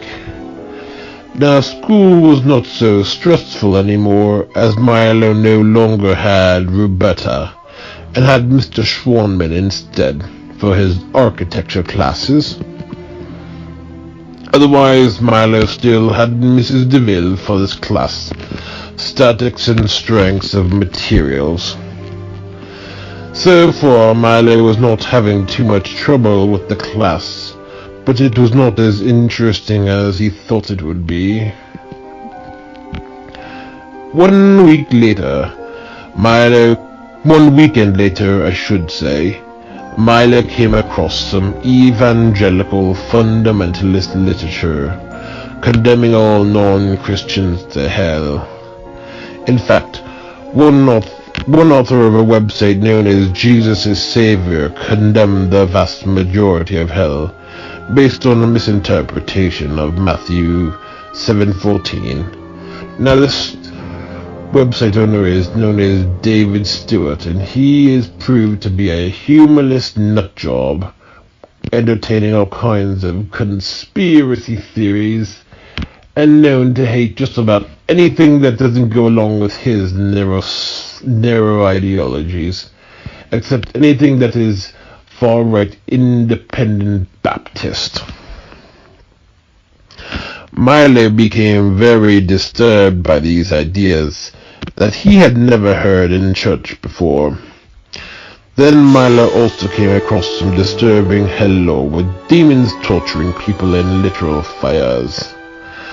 Milo had remembered how he had been taught growing up that the church canonized several saints, but never declared a person in hell. Plus what Milo had ever been taught about hell was never this kind of sadistic torture crap, but always taught it to some form of separation.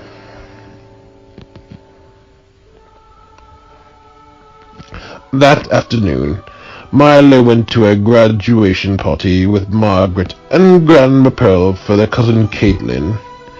Caitlin, as we remember, is Jennifer's daughter, who was a year younger than Milo. Milo went to the party since Caitlin had came to his party the year before. Milo saw his cousin Leanne and her husband Jim he met at the funeral home, and saw Aunt Mary and Tim's wife Marianne. Now Ray and Lydia were up in New Seneca visiting the O'Malleys for a birthday party. After the party, Milo went to a Lutheran service with Grandma Pearl. At this point, Milo started becoming more interested in Vatican II Catholicism, as he knew they had a more inclusive view of salvation. Plus, Milo knew that that the Vatican II had been more insistent upon this inclusive view. At this point, Milo started developing a strong aversion to evangelical Christianity, and associated them with the fundamentalists. Now Milo read some blogs on the Bible and found many Bible thumpers could get nasty if anyone questioned their beliefs on judgment, and actually believed that man deserved to be tortured just for being born of the same line as Adam. Not to mention these are the same that these six-day creationist nut jobs too. When Jacob returned on Tuesday, Milo asked him why the Jehovah's Witnesses do not believe in literal hellfire. According to what many of these Bible fans said, this was the most consistent teaching in the Bible. Jacob addressed it all the proof text and explains that he needs to read the Bible without any doctrinal biases, as taught by popular Christianity. Now, the witnesses believed that the scriptures had never been interpreted in a proper context since the 1st century and had Platonic teachings and pagan stories imposed on them. The vision of Infundamolis. Melendo saw the Meludico Infundamolis, dressed in a blue preacher's suit and tie, giving a fire and brimstone sermon. Infundamolis condemned the vast majority into torturing fires most foul. This preacher announced that all those who were evangelical Christians would be assured salvation, no matter what horror they had done, while those who were not identified as part of his religious sect would be doomed to hell forever and ever, no matter what great they had done. Melendo summoned Dogmatius, Alexander, Bilius, Victoria to a meeting to the Odinian temple they were dealing with Infundamolis. Gregory explained that Infundamolis originally specialized in absolute good and worked to keep mortals from falling into thinking goodness was subjective to the culture, social circumstances, authorities, and personal tastes. Yet Infundamolis could not see how an absolute good could exist with so many different tastes. In order to solve this dilemma, Infundamolis came up with this view that goodness is relative to those with the strongest power and the highest beings, as he could make this vision meaningful by punishing defiance, and that you only could make morality meaningful by punishing defiance and have this strong influence. Infundamolis then claimed that goodness is only beneficial to certain people, and some are just destined to be condemned to the bad side, just for being on the other side. Dogmatius became then quite distraught, and saw himself at fault for what had happened. Dogmatius referred to how he let the child see the vision of upcoming decay, and having tempted him into pursuing security and organized religion. Victoria explains that Concus is more at fault, as he tempted the child to find a way to cast his burden off onto another. Dogmatius mentions that the child has rejected the offer of Infundamolis. Gregory explains that the child has strong moral sensibilities not to take such a morally compromised offer, no matter what moral propaganda is behind, no matter what kind of moralistic propaganda he uses. Melendo then explains how this is good that the passion charge is in the picture, and this has taught the charge to think of someone else besides himself, and that he would not entertain some self-serving belief system that glorified himself while condemning the girl. Then Dogmatius asked if the charge would be okay after this, as he had been quite traumatized to find that people are such ardent apostles of Infundamolis. Gregory explained that the charge had realized that the tech school is not the sole axis of evil. Dogmatius then explains that neither are the followers of Infundamolis.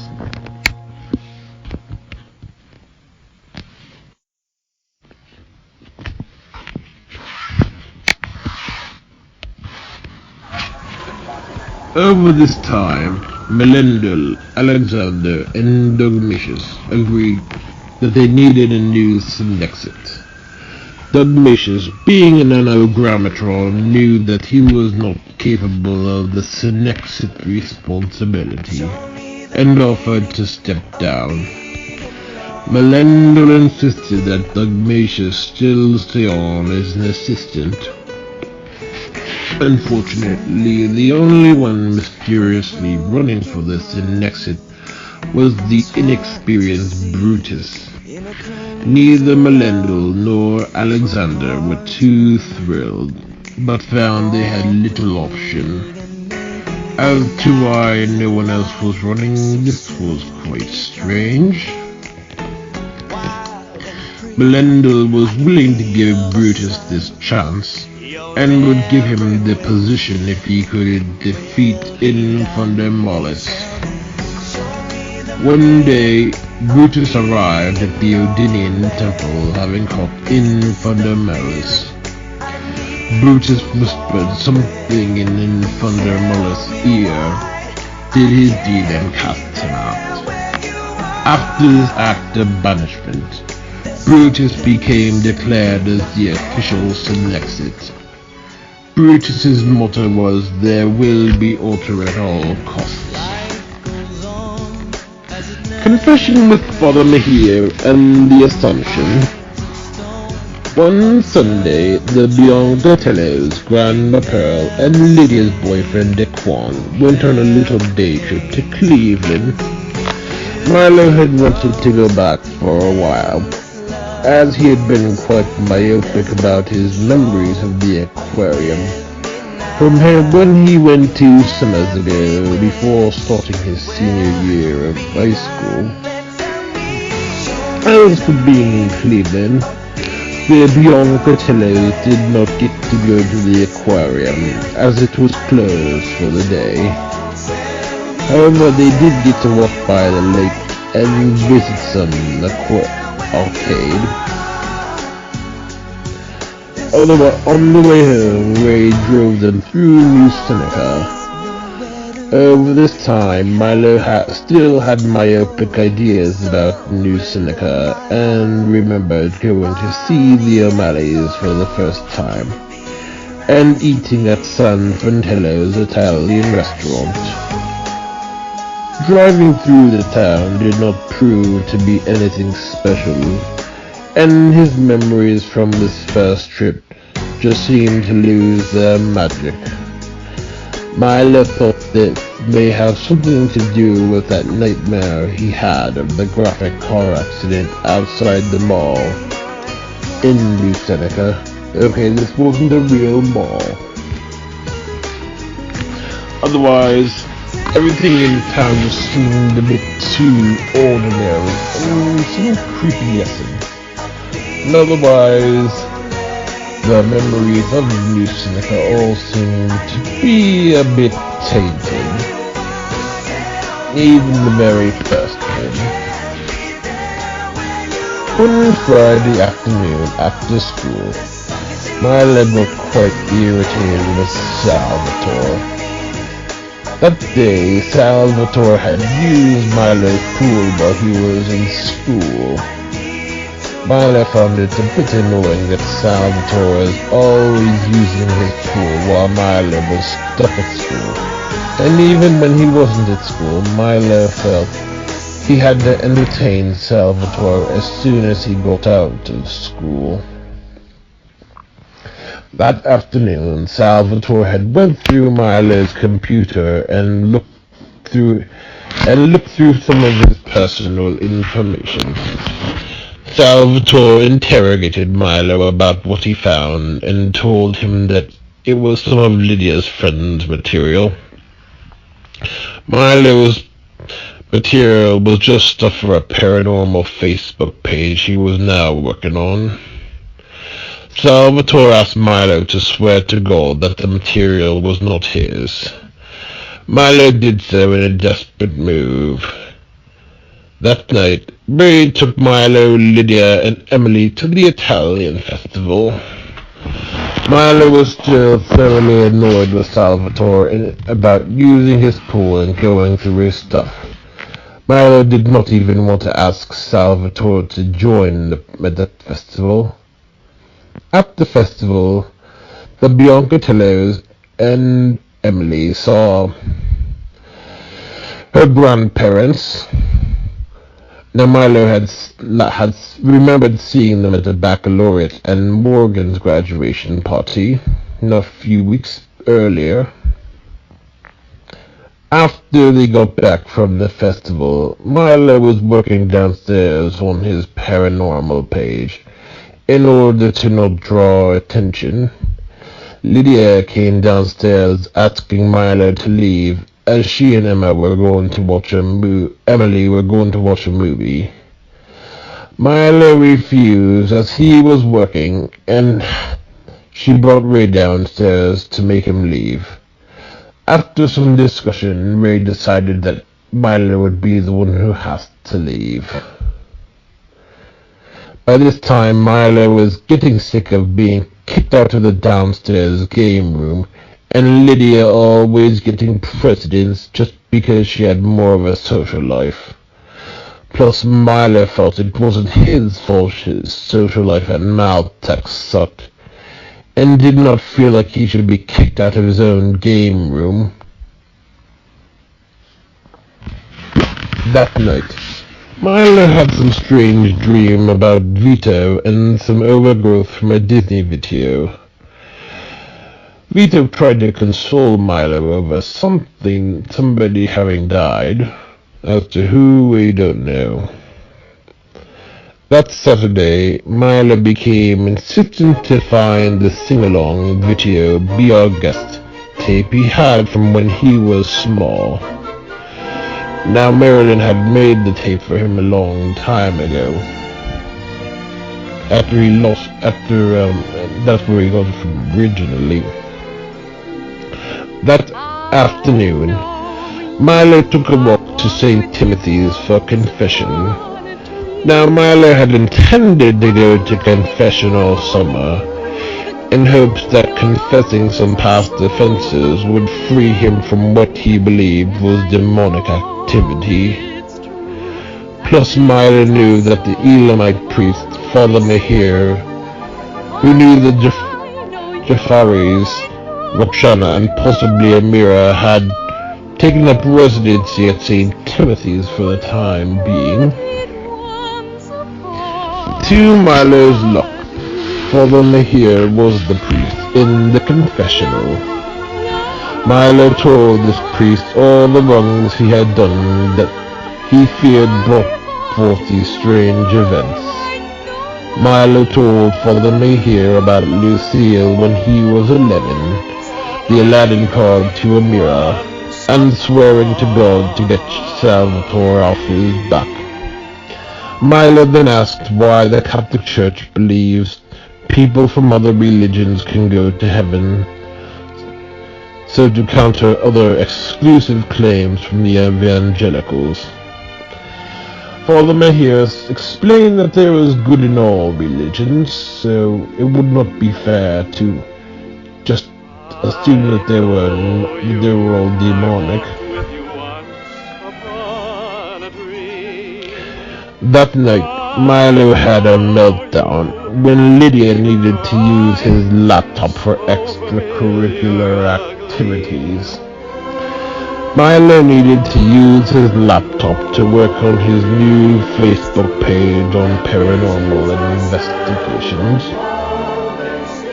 Milo had thoroughly been frustrated, as he had been trying to work on this project for a long time, but kept having annoying disruptions all summer, including the Jehovah's Witnesses, Maltech, Salvatore using his pool, and Lydia either kicking him out of the room or borrowing his laptop. Milo cursed out Maltech as a ghetto dump, the Jehovah's Witnesses as a cult, and Salvatore as a big fat mooching jerk. Plus Milo was still pretty pissed about Lydia always taking the downstairs from him from the previous night, and now her just taking his stuff for summer reading projects. Milo was not taking this too well. Milo muttered that Lydia was an overachieving bitch who had nowhere to use his stuff. Milo went downstairs angry and pissed at Salvatore for always using his pool and showing up at inconvenient times. Milo was all mad about being in school during the summer and how he had little personal time with all this stuff going on over the summer. Milo then blamed the Jehovah's Witnesses for showing up twice a week like their shit was so important that he had to just make time for 4 hours a week to learn about their religion.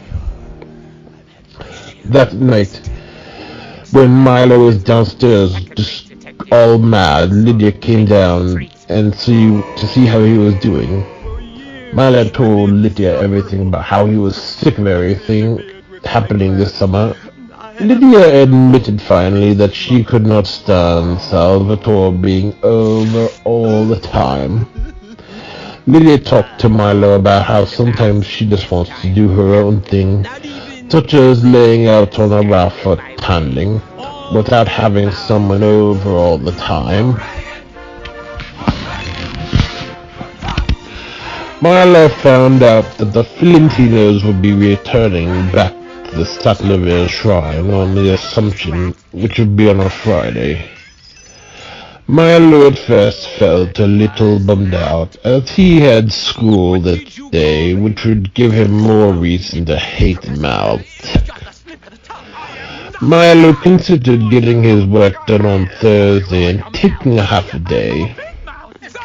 On Wednesday, Milo got Ray's opinion on visiting the Statlerville Shrine with the Fiorentinos and taking a half day with Maltech.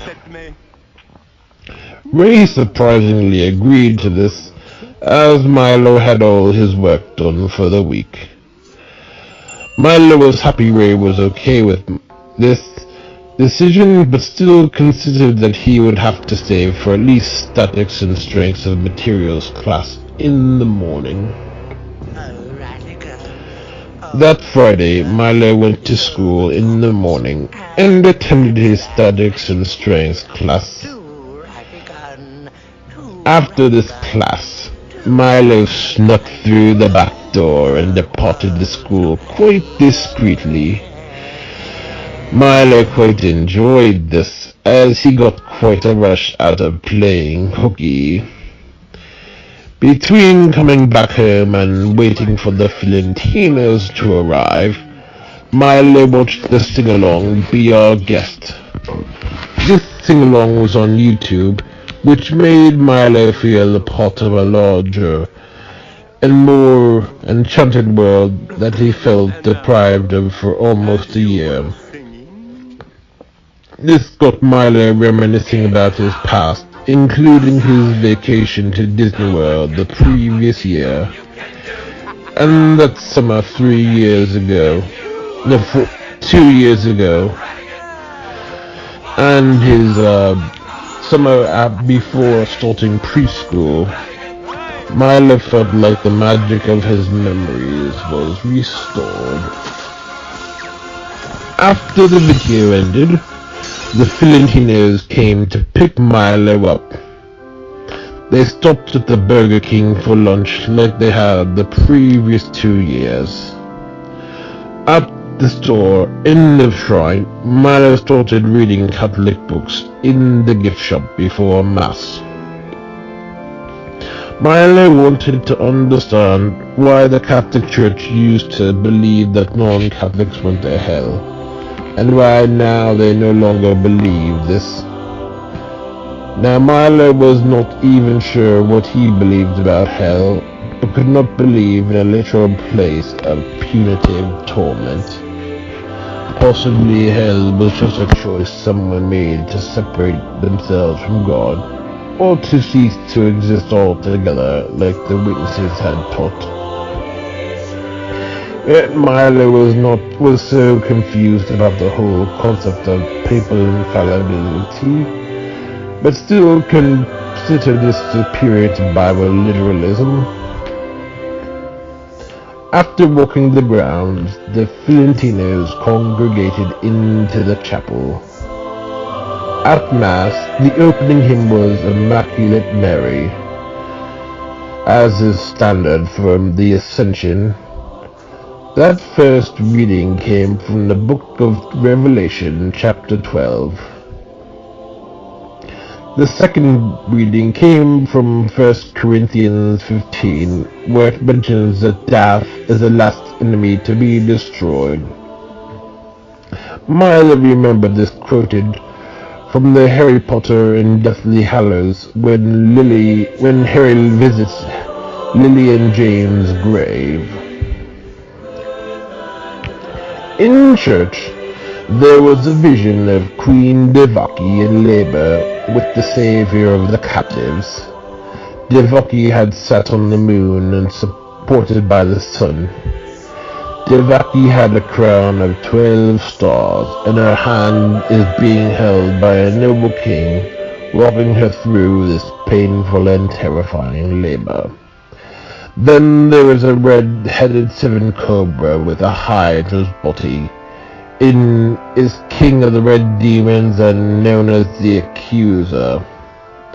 This monster was loitering around the woman, he was ready to devour the baby as soon as he was born.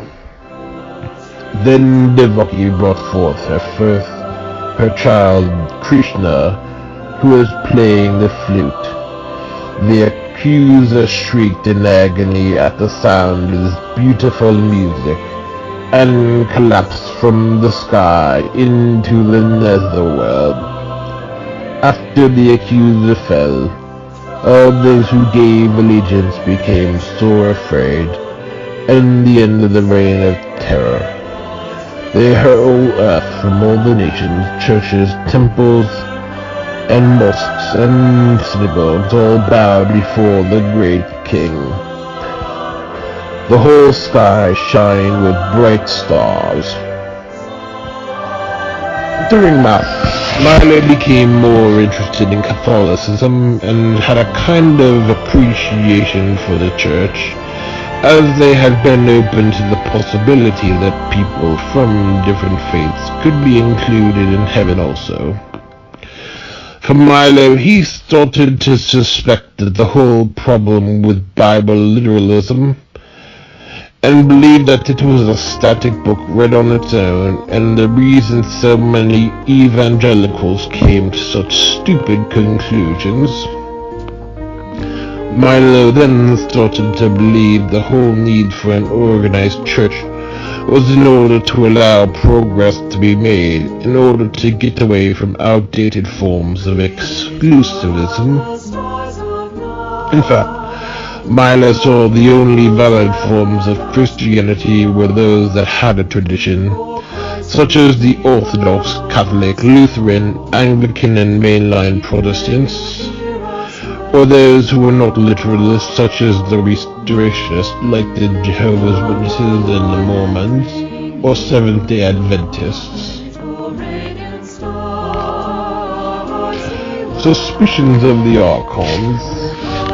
By this time, the Guardian Therese and Daxivinus figured out what was going on with the Synexit Sarkikos community. As to where it came from, neither knew, but they knew the culprit was an Archon Stockholm from the master of the community. Therese knew that Stockholm was once part of the Occantable Order. Therese had not been overly familiar with Stockholm, as she is part of the Solitudic Order.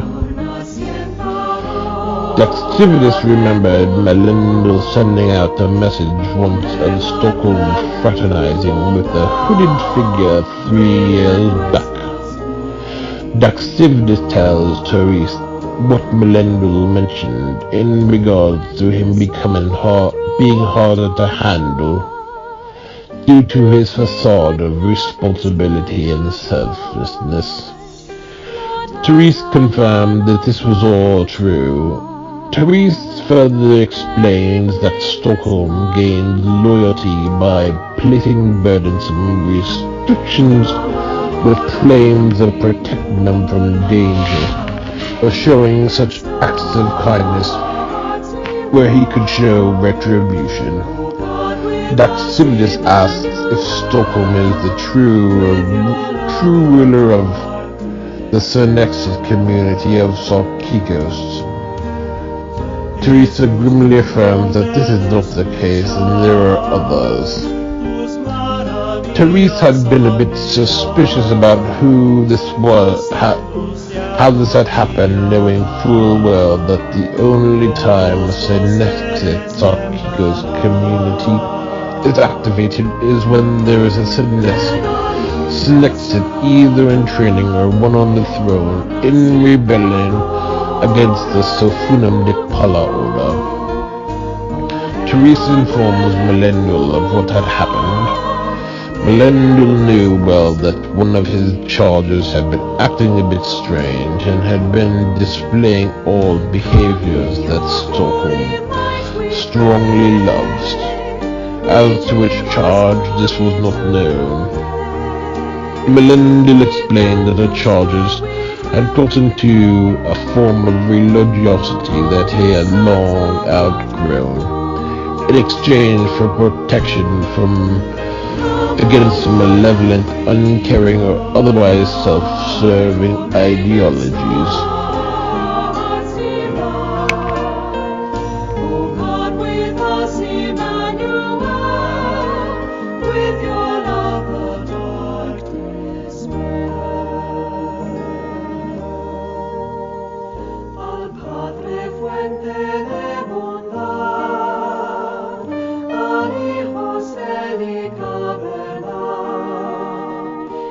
Alleluia.